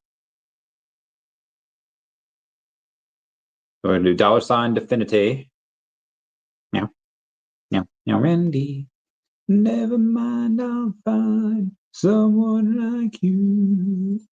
I wish not. Okay, now let's do Milady Makers. Milady Makers 2.87 ETH. Good for them. And what do we do? Moonbirds, Pudgy. Oh, do Pudgy Penguins. 15.349. Do 15.349. $58,000 floor. My God. All right. So they're going wild. They're going wild and insane. Post sent. Okay. Let's go back to the rest of this news here. Digital asset investment products saw $1.9 billion in inflows last week, bringing the month-to-date inflows to a record of $11.2 billion. PayPal to let U.S. merchants accept payment in more than 100 cryptocurrencies. And Box sells loyal businesses and pivots to pure play crypto, offers shares to buy Bitcoin fund working capital. You have Southeast Asia giant Grab launches crypto top-up in Philippines after Singapore's success. Then you have new Solana treasury. Oh, we got the Manu over here. Let's go. Hey, Randy, how are you? I'm doing well. I like your background there. Yeah. Apologies. It's about almost 3 a.m. over here. So yeah, I literally just came home from a long day. I understand you. You are always burning that midnight oil, which we appreciate. Yeah, like 50 Cent said, get rich or die trying, right? So I love the reference. So yeah, there was someone in the Telegram today that had bought up, like, hey, we found this thing on LinkedIn called Bloomsbury Money, which happens to have the same thing as your background there, saying we're excited to launch Bloomsbury Money in Q4, offering UK-issued multi-currency accounts across industries powered by MasterCard with embedded FX conversions across 35 currencies to corporates and private clients who strive for better global banking services. Pilot desktop portal and native Google and Apple apps are launching in September, which is very, very soon. That's like 6 weeks away. The account application waitlist is currently open at www.bloomsbury.money. And then if you go there to them and you look at the people, there are 3 employees working in business development, and you're one of them. That is correct, yes. So in terms of a bit of rationale and a bit of explanation, so one of the things, obviously, we've discovered is the reason that we've been better at scaling our business than a lot of the rival firms. And a lot of the rival firms have got, much smarter people. They've got a lot more money. And the reason that they haven't done it as well as we've done is because, again, our background, we're ex-bankers. We come from a sales and trading background. So we know a hell of a lot of people in TradFi. We know a hell of a lot of people in banks. And it's because we've been dealing with those individuals for a decade, 2 decades plus, that we have a very, very different relationship than most rival firms do. And we didn't really realize just how big the value proposition was for that. And what was happening was we were, as we were scaling the business, we were coming up against a large and large demographic of opportunities where either the digital to digital or the on-off ramping, the numbers just weren't big enough for us. So look, our minimum transaction size is $100,000, absolute bare minimum. We don't go any lower. It's just too much hassle. But actually, there was a huge number of counterparties that were doing smaller trades far more infrequently. But really, what they actually wanted was a full stack service where it wasn't just this piece of the puzzle that was FX, or this piece of the puzzle that was digital to digital, or this piece of the puzzle that was on and off ramping. What they wanted access to banking because they were really struggling. And it kind of dawned on us that actually, if we were able to offer a service that gave not just that demographic, but really any demographic that was having challenges in this environment getting banking. And look, as we all know, banks have become far more difficult to deal with than they used to be. And they make life very difficult. And the reality is, if you haven't got a bank account, you cannot scale your business. It just doesn't work. And we've seen so many businesses that we've worked with, we've partnered with, and we've spent many years collaborating with that have eventually kind of fallen to the wayside because they lost their banking rails, and it's a huge issue. So it dawned on us that maybe we should perhaps start a banking as a service business, and maybe eventually roll out a full stack bank. And this has happened a hell of a lot quicker than we expected it to, but it's actually extremely beneficial for the existing core business because it opens up the door to, I would say maybe a couple of hundred clients that we've looked at and we've just kind of thought, you know what, they're just not big enough, or they just don't make enough money. It's just too much hassle. Which is not really how you should try and scale a business, obviously. But obviously, we're quite a small team, and we want to try and automate as many things as possible. And there were limitations in terms of what we could do. Now, having this in combination with the existing infrastructure and the existing architecture we have is an absolute game changer. And when you combine the relationships we have, the know-how, and the tech stack that we have already built, and the tech stack we are planning on building, I think this is going to be huge. I think this is going to be a real game changer for the industry. Me too. And so there was a little bit, I don't want to say discrepancy, where the Bloomsbury Money post that said, "Hey, we're doing this in Q4," but then it also said the app would be available on Google and Apple in September, which is Q3. So I was just wondering, does that mean you can download the app in September and you won't be able to actually do any banking until Q4, or is that one of those things wrong? So yeah, look, I think the app will be ready. And it will be live. I don't think you'll be able to launch it until we get the official green light. So that will happen at some point in Q4, I believe. I believe if you're one of the lucky people, like yourself, Randy, who've been given early access, you will be able to download and use it in September. But it won't be available for everyone else for a little while longer. We're still beta testing elements of it, and we're still developing a little bit in the background, which is why I end up sleeping about 2 hours a day these days. Because we're trying to do so many things, and again, look, just in terms of, I'm sure there's lots of people saying, well, hang on, what does this mean for the core business? What does this mean for for DMA/Divinity? Nothing changes. My main focus is the DMA business, and the Divinity brand is something that that I was one of the founders of, and I'm extremely keen to make sure that we do exactly what we said in the tin, which is turn this into a $1 billion enterprise, which I believe we can do in the next probably 36 months. Effectively, what will be happening is we'll be having a little bit of repositioning. So Chris will be taking, not necessarily a backseat, but he'll be taking a bit of a shift. So he'll be the CEO of the Bloomsbury business. And effectively, he will be slightly less involved in the DMA business on a day-to-day basis. But I will still be here, and this is my main focus. But what it does do is it creates a wonderful ecosystem, and it will allow both businesses to scale exponentially faster because it just ticks so many boxes. And one of the things we've discovered is typically when you are only working in one vector, i.e. your clients are doing just FX or digital to digital or on-off ramping, it's much more challenging to have a sticky relationship. When you have clients that are doing FX as well as on-off ramping, as well as digital to digital, as well as, let's say, full banking services, it's much more difficult and much more challenging for them to leave because they're so wedded to the architecture of what you built. And that basically means your client, I mean, our client retention rates are pretty damn good. We don't lose clients very often. And when we do, either it's because we have looked at the trading behaviors and perhaps they're not quite where they should be in terms of, again, they're being extremely aggressive. They're trying to scalp our LPs, which is just, i.e. they're trying to arbitrage us, which is never great. Or for instance, what they told us at the outset, their rationale was their logic of their actual business. Turns out not quite to be the case. So again, when people aren't necessarily open with you in terms of what they're actually trying to do, what are your objectives?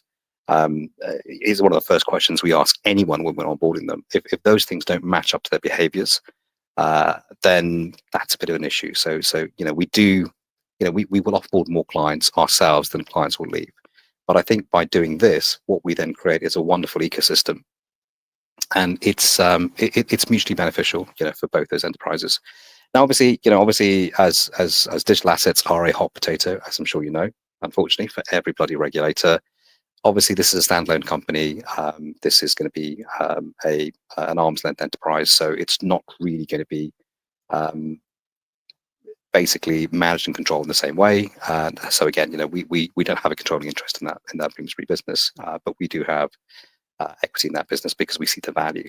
So this is, I think, a very, very positive step forward, and I think it will create, once we can actually just get the green light and launch, which will be again very, very soon, a very, very unique proposition, which is that we will have a full stack service, which today does not exist with anyone.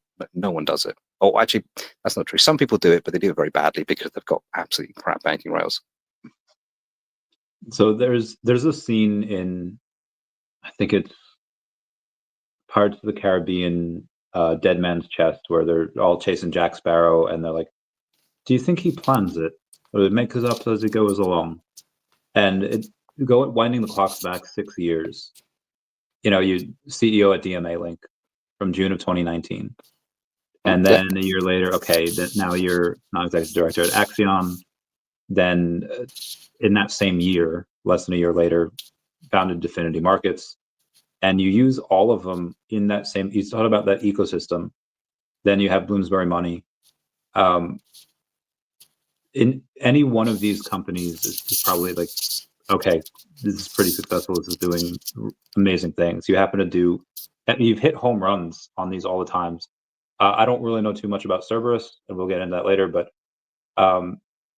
with each one, does it take a piece of you? Be like, okay, now I have to, instead of doing 80-hour work weeks, now I have to do 90-hour work weeks. Add how much can you really dedicate to each company? Yeah, so look, if you look at those businesses, I mean, look, my commitment when I left, I spent 20 years in banking, as you know, and my rhyme and reason for leaving was because I in 2017 I guess I became a bit of an evangelist for crypto. I thought this is going to be huge. This is going to be an absolute behemoth. I need to get into this market, and so I joined DMA with an ulterior motive of creating a digital asset business by taking the existing infrastructure we had that we were trading with banks and effectively making a, not necessarily copy and paste, because there's elements that are slightly different, and there's additional layers of complexity which I'm not for your audience with right now, but suffice to say that effectively there was too many bad actors that were doing nefarious things they shouldn't really be doing. And I thought, if we can make this a more open and more transparent and more accessible market, it's beneficial to absolutely everyone. And it's only a matter of time before the banks start coming into this market. And when they do, if we're positioned properly, then we will be extremely successful in this venture. And that's kind of what the logic was for the Definity business. I mean, look, I spent the majority of my career working in FX option sales. So that's kind of, FX the market I know. I've been doing that my entire life. I looked at the crypto market and I thought, there's elements that are very, very similar. There's elements that are different. But ultimately and fundamentally, this is a market that is like FX used to be in the 80s. So if we can get in early doors and make it more electronic, make it more automated, more scalable, there's a lot of money to be made. And that was really the rationale for launching the Definity brand effectively, to really try and monetize that.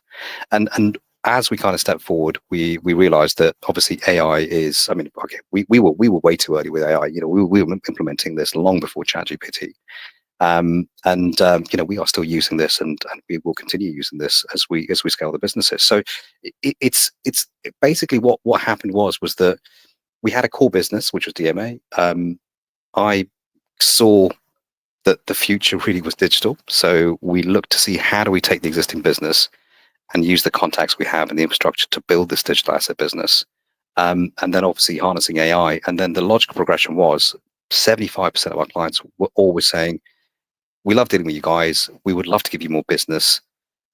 Is there any way you could offer bank accounts? To which we always say, well, we're not a bank. It's not really what we do. And then eventually we were speaking to our investors and they just said, look, it sounds to us that you have an opportunity. People are begging you for a whole raft of services, which they'll happily pay you for. Why the hell would you not do it? And we thought, you know what, you're right. And in terms of time commitment, yeah, so it's not quite like that. So again, with the FX business, that's fairly automated. I'm not really that involved on a day-to-day basis. It's basically APIs connected to APIs, and basically computers trading with each other. Run really lean. Like, how many employees are out there doing like the deals and stuff? Well, if it's done on the either on the user interface or via API, then it's automated. No one does anything. The only real human intervention we have is on the settlement piece, and the reason that we have to have human intervention on the settlement piece is obviously, as you know, in crypto, all deals are final, so you can't really afford to have fat finger errors. And again, as you know, we are partners with Utila, and the reason we partner with them is because they are very, very dynamic. They are very hungry. They're very lean, and they've got a great team of very, very smart people. So we looked at them and said, we need to kind of work with people like this rather than some of the behemoths who are worth $8, $9, $10 billion. And quite frankly, they've already made their money. They don't give two shits about servicing customers. They don't care about innovation. They've made their cash. They're looking to exit. So rather than looking for people that are on the verge of retiring, we wanted to work with people that were hungry and had ferocious appetite for growth. And that's kind of where all of these things have happened. So typically when we partner with businesses, or typically when we launch business ourselves, it's either because we see a gap in the existing ecosystem that they could either plug themselves or we could plug with our innovation. And again, with this, we have had to be pretty ruthless in terms of how we've allocated time on this. And again, look, Chris has got much more experience in banking. Although to be fair, I was in banking 20 years. Chris was in there for a bit longer than me, probably about a decade more. So he is very, very well versed when it comes to dealing with regulators. Very well versed when it comes to really building the kind of compliance infrastructure. And that's one of the key things that we've done. One of the real pieces of innovation and again, we don't really talk about this publicly because I guess you have to be a little bit careful. The last thing we want to do is tip off bad actors about how we look for bad behavior, because that kind of gives the game away. But we've just signed a partnership with a company called TRM Labs, who are a very, very good blockchain analytics company. Chain analysis are great, but quite frankly, they're light years behind TRM. So we've taken TRM, we've taken a couple other things. We've got our own internal IP, and we've used a little bit of AI as well to give us a really, really good understanding of the ecosystem. So for instance, you may have someone, because I always find it insane that, let's say you're a business, you want to open a bank account, you give someone your passport and your proof of address, and you're not flagged on some terror watch list. Great. How the hell does that tell the bank that you're a good or bad actor? Doesn't tell them jack shit. Now, if you then look at their behavior in terms of looking at the blockchain analytics and saying, okay, cool, this is what they've told us day one, their businesses, what is their rationale for what they're doing. And again, look, a lot of the relationships we have are FX relationships. And again, with that, you can tell with how they trade or what they trade, whether they're doing something good, bad, or ugly, basically. Likewise, when we have clients that are trading crypto, it's very easy to look at this because it's very transparent. And you can use the power of the analytics and the AI to then look at it and say, okay, is there something wrong with the way they're trading? Is there something nefarious? And also you can also use it to highlight cases where people have just made mistakes. So for instance, let's say they have tainted coin in their wallet. Is this because they're doing something they shouldn't be, or is this because they just tapped into a DeFi liquidity pool that happened to have some taint in it? And these are useful because then it helps to exonerate people that have done nothing wrong. And then the likes of Coinbase or Kraken will block their wallets for no reason. But that's something we spent a lot of time and effort on, and I've been a really, really big advocate of pushing very aggressively on that as well. And again, when it comes to the compliance element of this, that is our major focus, because that really is where a lot of these firms become very unstuck very quickly. So you mentioned so TRM, I just Googled and kind of on their website. They look amazing. And again, it's just kind of surface level here. I haven't really looked into them, but if that's the ones that you have for the can you go a little bit more into what they're doing and how they bring value to the company? Yeah, sure. So look, if you look at some of the biggest players, people like Chainalysis, people like Elliptic, look, they're very good. The one issue or the one frustration I had was the timeliness of the data set. So for instance, if you look at the absolute mess we had with Sam Bankman-Fried and this wonderful firm that went kaput not that long ago, there was a period of time where FTX basically was still classified as green listed, all good, great company. It's like, well, they went bust yesterday. This is a bullshit metric, and it's that timeliness, I think, that's very important. Now, ultimately, obviously, eventually when they got their shit together, yes, they came out and you could look at all the details and you could see that this is not good and probably best you stay away from this. But that was 2 months down the road. That's of no use to you. What you need is to be forewarned. There's something not quite right with these addresses. Why is that? Why are the interactions with these addresses? Why are the interactions with these wallets? And if you can then build basically a schematic that actually works out the flows, looks at the flows, analyzes the flows, and then looks for anomalous behavior, that's very powerful, because you can then act accordingly, and you can, I guess, head them off at the pass before something happens that either gets them or us into a world of trouble. So speaking of partnerships, on that Bloomsbury Money one, and they had mentioned partnership with MasterCard. What does that partnership entail? Is that that's how they're able to spend some of the capital via that bank account? So the partnership MasterCard is really just card issuance, basically. So effectively, there'll be card issued by Bloomsbury Money. So effectively, the bank accounts will have a MasterCard, which you can use in 65 million locations around the world. Yeah. It's incredible. So for MasterCard and Visa, like they have these obscene fees that are being disrupted by stablecoins. Is that something that you could maybe help with? Is that something that, now that you've clearly talked to them to have them partner with Bloomsbury Money, is that your chance to get your foot in the door and say, like, hey, you guys are being disrupted in a horrible way. These stables are eating your lunch. Let us help with that. Look, yes and no. I mean, I can't go into details too much about this, okay. but we were basically working with one of these names. I can't mention which. You might be able to guess by who we've signed with and who we haven't. The issue is this, right? So you have a lot of people in these firms, and let's not forget, MasterCard and Visa are probably two of the most profitable businesses on the planet. They make a shit ton of money, huge amounts of money. You have a lot of very, very smart people that have been given a lot of capital to look at this market and try and innovate. But what I've noticed is, unfortunately, because they don't fully understand the market and because they don't fully understand where things are going, you see some very strange decisions being made. And one of the frustrations you have is there is this fixation with essentially tokenizing bank deposits, and this is the future money. Now, I may or may not have told these people 2 years ago this is a bullshit thing. You're going to work out eventually that actually, if you're going to have a token that represents tokenized money market deposits or bank deposits, then effectively you have a stable coin, a really shit one, by the way. Why not have government bonds and have a proper stable coin? Anyway, so this is the kind of nonsense they waste a lot of time and effort, money on.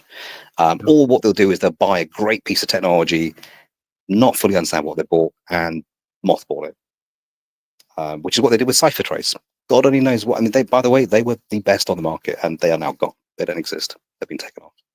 So, whilst they have a lot of capital and a lot of knowledge and a lot of smart people, because they're not necessarily able to connect the dots because they haven't come from that background, they make some slightly strange decisions.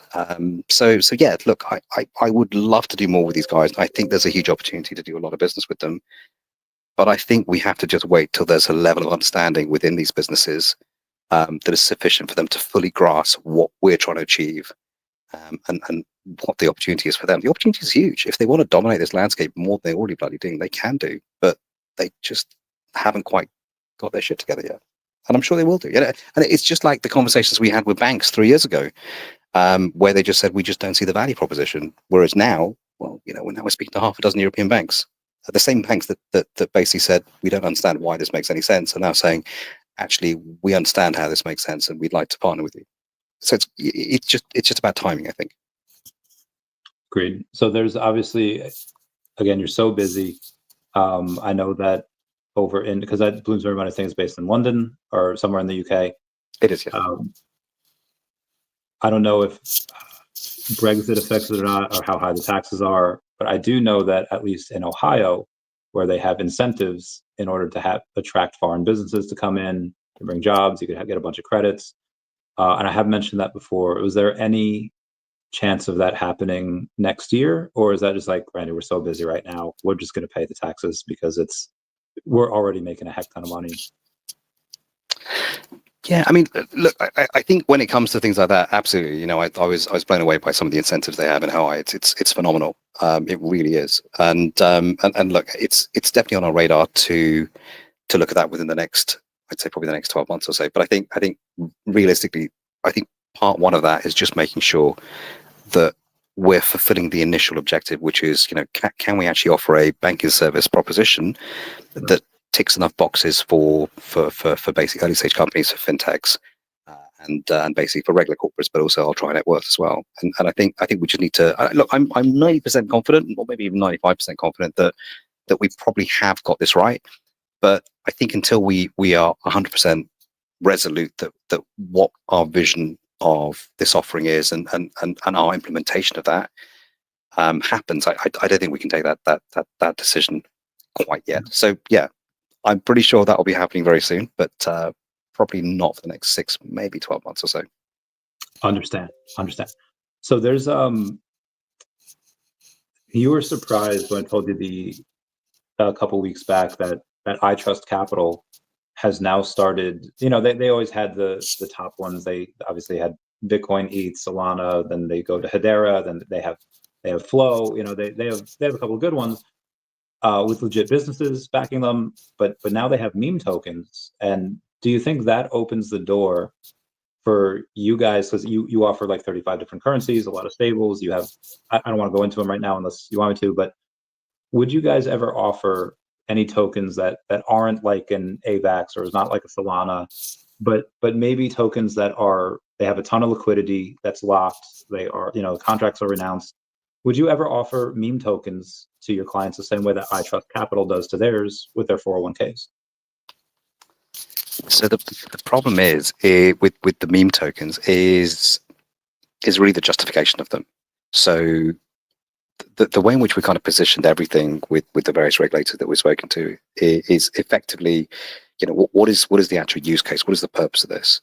And either it's a means of payment, so stablecoins, or it's a mechanism for adding to their corporate treasury and holding an asset on the balance sheet. And whilst it's very easy to convince a regulator that Ether has got intrinsic value, that Bitcoin has got intrinsic value, that again, the top 50 have got some degree of intrinsic value. The issue you have with meme coins is it's just a punt, and whilst you could say the same thing about Ether, it actually has quite profound utilities. Yeah. And fundamentally, that's the issue. So look, I think again, there needs to be an educational process to really get the regulators to understand the logic behind why corporates want to do this, and there is demand for this. I mean, I'll be honest, there's not crazy demand, but I have been asked. Yeah. But I don't think that's going to happen anytime soon. I think that there will need to be a process. I mean, look, let's be honest. The biggest challenges we faced with some of the European banks we were dealing with was they didn't like stablecoins. And my comment to them was always to say, well, that's great, but let's say I'm long a Bitcoin, and I look at the market and I think, well, where's it trading? Trading at, let's say it's trading at 118 is my bid. Okay, I quite want to bank it. Let's say it's late Friday afternoon in the US. If I'm not able to sell it for fiat because I've missed the cutoff, what do? The only thing I can do is basically sell it for stables. Or do I run risk over the weekend? That's crazy. No hedge fund of their right mind would do this. So again, it was an education process to get them to look at the logic and then understand why do we need to have stable coins? And eventually kind of got it. And I think it's a similar process for meme coins. So look, I think it's going to happen. It's just about the process of educating the regulators as the rationale for why this is an idea or why this makes sense. And I think there is a logic. I think if you have a portfolio, like anything, let's say you want to hold assets on your balance sheet, it's no different to holding other assets on your balance sheet. You have a portfolio of the bias is usually skewed towards lower risk, medium risk, and some high risk. Your meme coins, super high risk. Your ultra low caps, super high risk. I think I lost you there. I heard ultra low caps, super high risk, and then you sounded like SHIRO for a minute.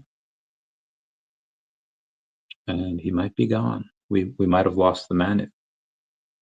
While we wait for him to get back, we'll go to some of the comments. Randy, would you be interested in swapping gold logo for a Spidey?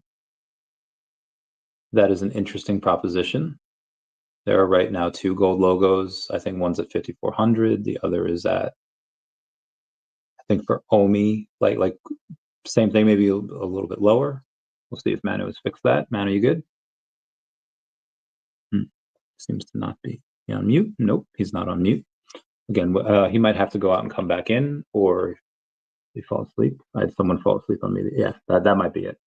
I had somebody fall asleep on me the other day. Long story. I don't know if they're watching. We'll see.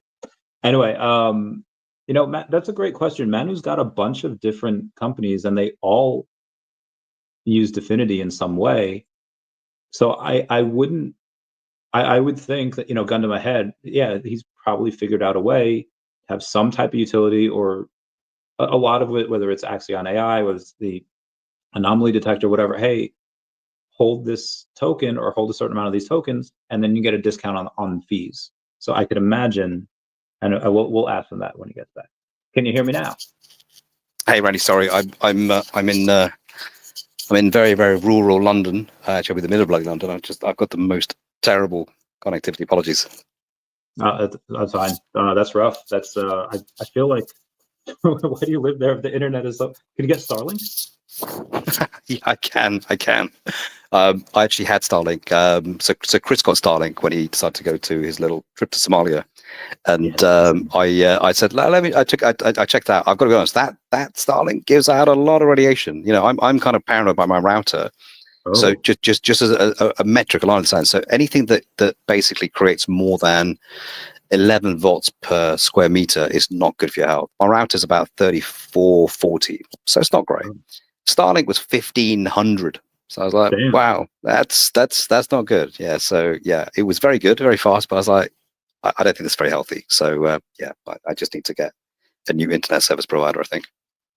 That's fair. When I was in the veterinary field, the first hospital that I worked at, they didn't even have like a neck guard. It was just like they had the giant thing to like cover your balls when you're taking x-rays, but yeah, when I got to my next hospital, I was like, what is this? Like, it's a neck guard. I was like, we didn't have this at the other place. So apparently I'm cooked, and my thyroid is going to be gone soon. I don't know. It was, yeah, wild times. Anyway, that's not good. That's not good. Not good at all. Anyway, the question about utility, again, I don't want to keep you too long if you have to go to bed. I feel like it's really late there. How long do I have you for?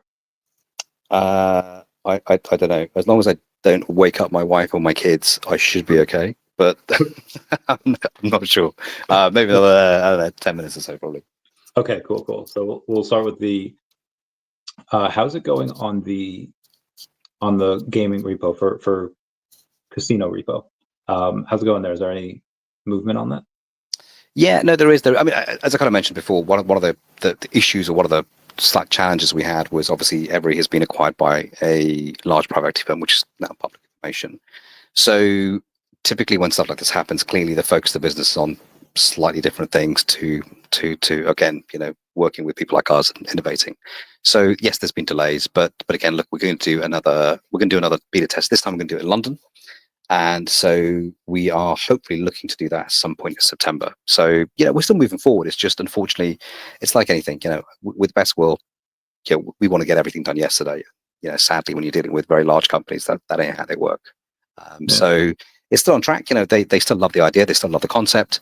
I suspect there may be some changes, which is often the case when you get acquired by private equity firms. But fundamentally, look, they're capitalists. They want to make money, and this makes a lot of money. So I think one of the mistakes we made was the casino that we actually did the initial proof of concept with was absolutely bloody tiny. So this time we've chosen a couple of casinos in London that are absolutely colossal. They're absolute behemoths. So I think this is going to be enough to then swing the dial to then speak to a certain state that has a lot of gambling, and I think that will be the game changer. So yeah, this is, I think it's a 3-step process. This is step 2, and then step 3 is that particular state, which I'm sure you're familiar with. I love it. I go to that state all the time. Yeah, absolutely. So, but of course, the difference between, I guess, because you're still in New York State, right? I am now in the great state of Ohio. Oh, Ohio. Okay, fine. Okay, fair enough. Trying to get you to come to Ohio. I see. Well, listen, I think given the incentives, absolutely, and yeah, sadly, I still don't get it. I don't understand how this tiny little country ruled the planet for 300 years, and now it's turned into a communist country. I don't know how that happened, but anyway, what can you do? It's kind of crazy. So it's. I think So look, absolutely. I think we will be doing that very soon. It's on our radar.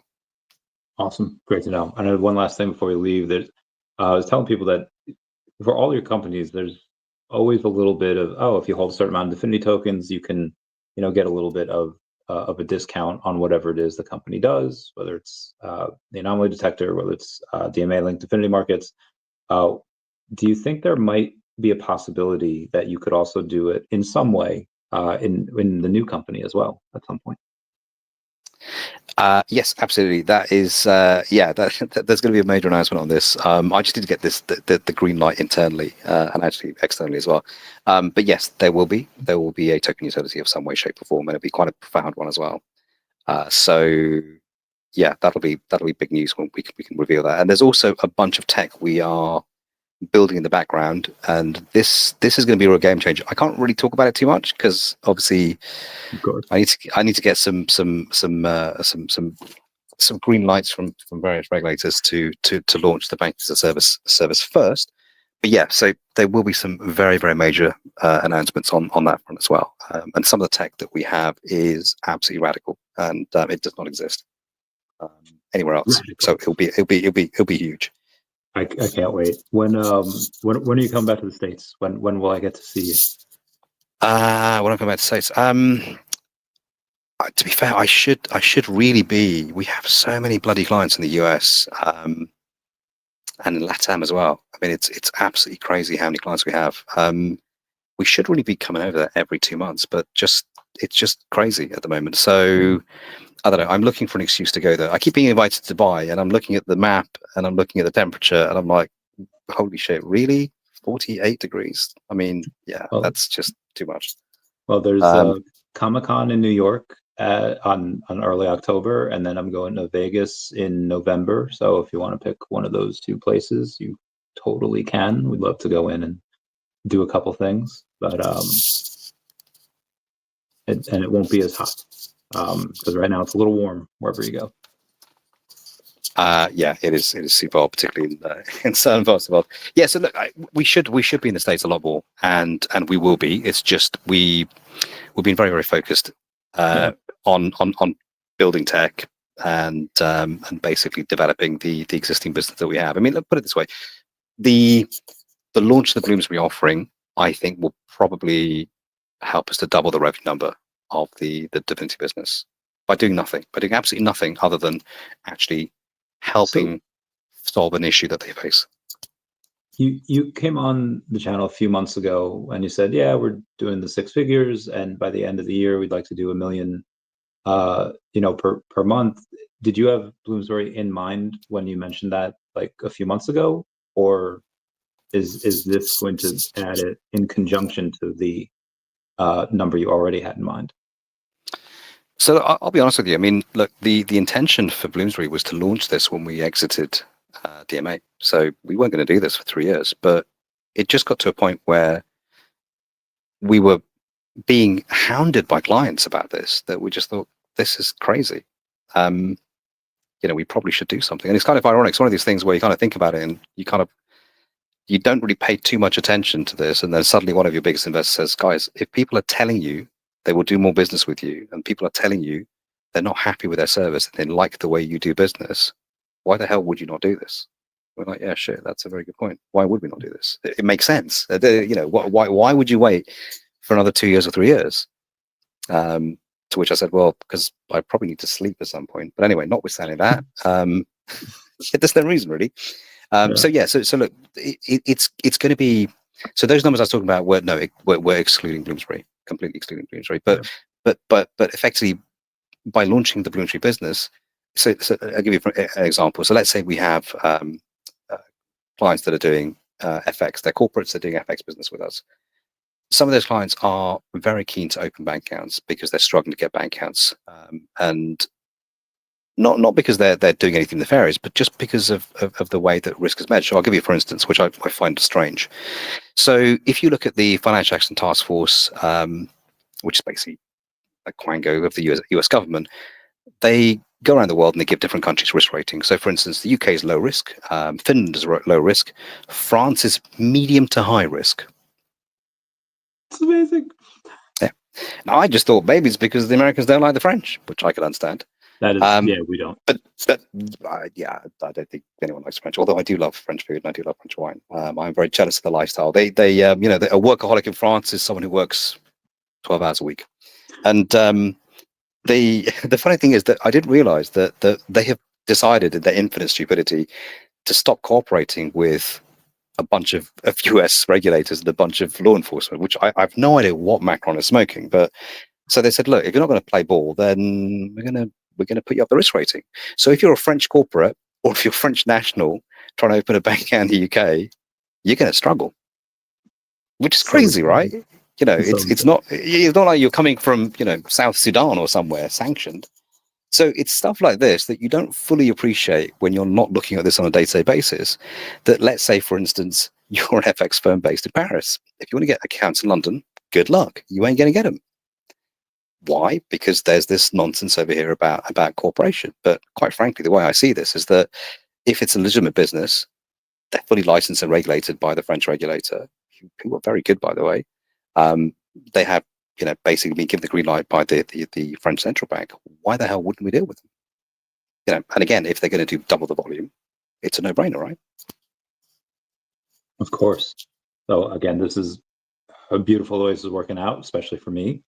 Speaking of that, I did mention to the people here that I did have potentially a big deal, which I think I told you about, that might happen in November. Yep. Would launch the channel to a well over $1 million market cap. And I have this struggle, like, do I raise a little money now and then the people that when that deal goes through, they're very, very happy, or do I wait? Because if I wait to raise it, then a lot of the stuff in crypto, a lot of stuff, anything will probably have already moved. Whereas if I raise a little bit now, I have to pay a little bit, or it gets. What would you do if you were me? Would you wait to raise? Would you raise a little now? You know what? I think the biggest mistakes I've made in my very short career as an entrepreneur, but nonetheless, being an entrepreneur, has been waiting for the perfect opportunity to do something. Okay. There's no such thing. I kind of in my head thought there's a perfect time to do this. It's bullshit. It doesn't happen like that. If you've got an opportunity, jump on it. Someone offers you cash, take it. If someone is keen to do something, do it. And if it works out, it was meant to be. And if it doesn't work out, well, it's part of the course, right? So, yeah, I wouldn't wait. I would probably do it now. I will try to go on a raise. I'll let you know how it goes. If you know anyone, let me know. We'll get the spread. Sure. No, absolutely. Let's talk about that. All right, cool beans. Again, go sleep. Love to have you. Shoot me a message on anything, and love that latest email. Good times. No worries. Thanks so much. Speak soon. Take care. All right. Love you, man. Bye. See you. Bye. All right, everyone. There is a ton of news to go over, and we have we've been live for 2 hours 19 minutes, and there's still a bunch to go over. So Senator John Fetterman praises Trump administration and ICE for rounding up hundreds of illegal child offenders. Awful. Oh my God. When you're spending hours working overtime away from your family, the federal government ought to keep its hand out of your pocket. That's exactly what's going to happen with no tax on overtime. Love it. SHIRO will be making you think that the Bugatti trend on TikTok is real. Are you ready? I'm 100% ready. We would love an OMI staking challenge on Stacker. See who the top 3 OMI holders are. That would be great.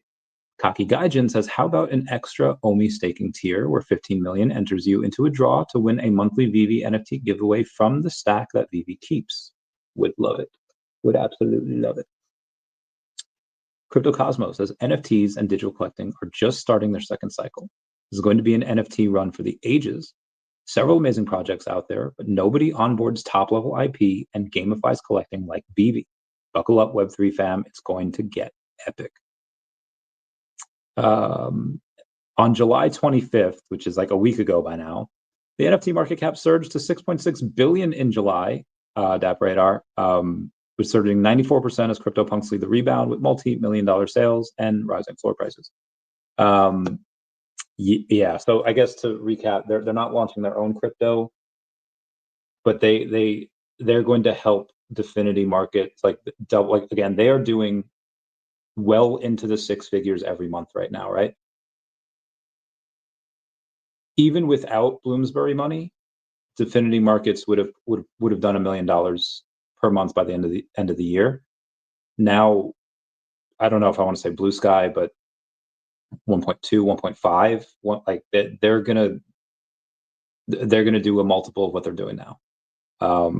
So again, I'd say maybe up to 1.5, maybe more. It just, God, this seems incredible. And again, this is why DFINITY is my biggest crypto bag, because they have a $5 million market cap. Like what they're doing is freaking insane. The amount of money that they're making is insane. And again, like you heard them, like a lot of that is automated. It's automated stuff. They run very, very lean. They make more money than they make more money than VeVe does. They have 1/10 of the market cap. They have a fraction of the overhead cost. God, this is one of the most undervalued things that I have. I've said it, 100x from here is pretty easy for them to do. It'd be $500 million market cap, and for what they're doing, they probably could be worth billions. It's possible to see 1,000x. So yeah, that's my affinities. I think now it was much easier to have 1,000x when it was 2 cents as opposed to 3 cents right now, or 3.3 cents. But yeah, in my opinion, let's go to it here. It has $6,000. It has like half the amount of volume that daCat has. It's bananas. It's bananas. I love this man. I love him so much. He's such a good dude. And if he gets me, if he helps me, because he already owns part of the channel, right? So if it would behoove him to hook me up with someone that's willing to pay in order to invest in my channel at obviously a higher valuation, and could be good stuff. Here's me, my first day of deployment, and here's me, one of my last days of deployment. Got thick as heck, boy. Here's something that someone drew for me. That this was just a person in like a Chipotle. They just drew it for me. Like I don't even know if they were a fan. It was epic. BlackRock just bought $174.4 million worth of Bitcoin 2 days ago. Digital Monkey says, during my last 100,000 OMI giveaway, I couldn't help but notice this message, even though he was not the lucky winner. Decided to send over 50,000 OMI. This is what people do for the fam. Thank you, Digital Monkey, for doing that. BlackRock bought $147 million worth of Bitcoin and $132 million worth of Ethereum 2 days ago. Trump's World Liberty Financial bought 256.75 ETH worth $1 million. PayPal says tired of high transaction fees or international payments. Wired, reducing costs up by 90%, offering pay with crypto for payments. Reduce international transaction fees up by 90%, offer 100 plus cryptocurrencies and eligible wallets at checkout, and get immediate access to funds. We're making all of this and more easily accessible and available through Pay with Crypto, a new payment method that allows merchants to reach more than 650 million crypto users and allow them to pay using any hundreds of eligible wallets and cryptocurrencies. Bakkt sells loyalty business and pivots to pure play crypto, offers shares to buy Bitcoin and fund working capital. Coinbase in late stage talks to buy recently hacked Indian exchange coin DCX, and Bitcoin ETP passes at top US wealth platforms. Coinbase CEO Brian Armstrong says Bitcoin is the best form of money ever created. UAE lender Rakbank offers retail customers crypto with Bitpanda. 21 expects to add 5,800 additional Bitcoin from Tether before planned listing, increasing holdings to at least 43,500 Bitcoin. New Ether Treasury, ETHZilla, emerges with $425 million funding and a DeFi twist. eToro to launch tokenized US stocks on the Ethereum blockchain. Is bananas, B-A-N-A-N-A-S. This shit is bananas, B-A-N-A-N-A-S. Open interest in IBIT linked options has more than tripled this year to around 34 billion, a scale that signals the fund's emergence as a core engine of crypto risk pricing. Daily volumes have averaged 4 billion in recent trading, surpassing heavyweight funds in credit and emerging markets. Ladies on Solana. There is a half a Bitcoin contest, meaning that it's the second Bitcoin giveaway that they'll do. We'll see 2 community members win a quarter of Bitcoin each when Ladies reaches a $10 million market cap. When Ladies reaches a $9 million market cap, we will open nominations for community members that have been continuously and noticeably active, chilling, rating, typing the chat, etc. Then at $10 million market cap, I'll verify the nominations and put them in randomizer to pick 2 winners. You don't have to hold Ladies to win the quarter of Bitcoin. You just have to be an awesome community member. Now, Satoshi Sisters, the Bitcoin race number 1 is you have to, in order to win a full Bitcoin, what you're going to have to do is buy and hold your Ladies tokens, Ladies on Solana. There's going to be no transfers, no sales, only buys count. Your wallet must remain untouched to qualify. And once $10 million market cap is reached, a random eligible holder will win one Bitcoin, and you must be holding a minimum of 100,000 Ladies tokens. Selling or transferring any amount of Ladies before the winner is chosen disqualifies you. Moving tokens between wallets disqualifies you. Well, why join? It's fair and transparent. Everyone has an equal chance if they hodl. Stronger community, whose holders benefit from long-term growth. Massive reward. 1 Bitcoin at $10 million market cap is true diamond hand status. Ready to be a Satoshi sister? Back your bags, hold tight, and let's race to 10 million. They are something that I am trying very, very hard to bring to life, like Amy Lee in 2001. There's also a $2,099 bounty on the mint number 2099 that is coming in 2 days. Not knowing who he is. Now's your time. 384 million OMI was for sale on 0002 on MEXC. August 8th, Definity founders Chris and Manu will be live on a space. It is freezing down here. A dormant Bitcoin wallet has just been activated after 12 and a half years. The owner of the wallet hodled all the way from $34 to $118,000. That is a 346,959% increase. Don't need to go over that. Senator Cynthia Lummis introduces mortgage reform bill to recognize crypto assets in home loan eligibility assessments. Very good, very good. eToro to launch tokenized US stocks on Ethereum blockchain. Congrats. United States collected $28 billion in tariff revenue in July. I repeat, the United States collected $28 billion in tariff revenue in July, the highest monthly total this year. ICC acknowledges BlackRock filing to allow staking for its spot Ethereum ETF. CryptoCosmos says VeVe sold millions of collectibles in the bear market. Think about that for a second. While most projects had no revenue at all, VeVe had millions.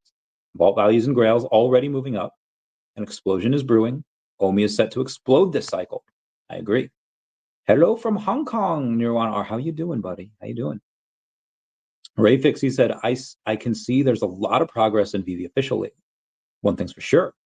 We will get VeVe back to her former glory. It's happening. Do what you must with this information. God, I love Ray Fixie so freaking much. I can't go over that. Oh, who just commented? Why don't we hear Chris talk Definity? It's not even on range. Chris doesn't really, he talks on Spaces. Yeah, he talks on Spaces a bit. I think he might have been on my channel once. He doesn't really do a lot of that. Manu's the one we get the alpha from. The alpha, oh my gosh. Amy, have I told you lately? Okay, I'm not afraid. Okay. BlackRock predicts Federal Reserve will not, they obviously did not lower interest rates. BlackRock says crypto stablecoins are a payment method in the future of finance. I agree. Grok has a girl that you can date called Annie. That is absolutely insane. Cleverjerk has the number 69 and the number 420 Silver Surfer and the number 1, 2, 3, 4, 5, 6, and 7, 8, 9. It's incredible. MicroStrategy closes a $2.5 billion raise and buys 21,021 Bitcoin at $117,256 per Bitcoin. That is freaking bananas. Let's see what ETH is at, 38.43. Very good, very good. And Bitcoin, I think, is at 118.2. Not bad. Coinbase is okay. I read that. Lido founder borrowed 85 million USDT from Aave, transferred 80 million USDT to Amber Group, which then deposited the funds to an exchange and withdrew 15,814 Ethereum. SEC approves in-kind redemptions for Bitcoin and Ethereum ETFs. SEC officially allows crypto ETFs to create and redeem shares using Bitcoin and Ethereum directly instead of cash. There is, oh my God, I have so much freaking, this is insane. This is insane.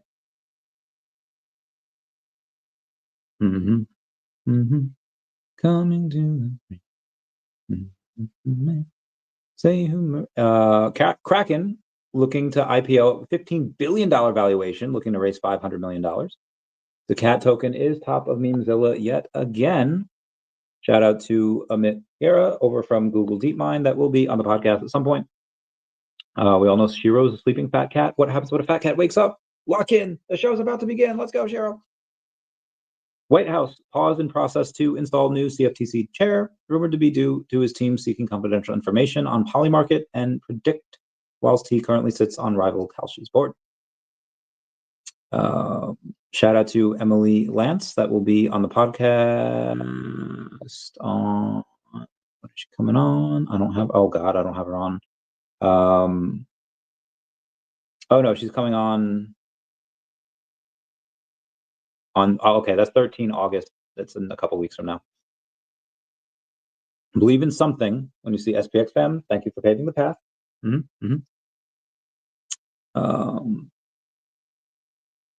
SEC also approving increasing the position limit of options on IBIT to 250,000 from 25,000, so 10x increase. Also approving use of flex options. Senator Lummis has introduced a bill to modernize mortgages by allowing crypto assets to count in home loan assessments.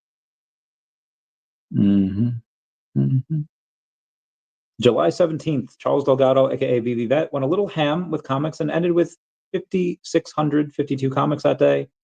As of yesterday or 2 days ago, he was at 5,837 comics, including the secret rare, 3 digits and all that. He's a mad lad. We love him.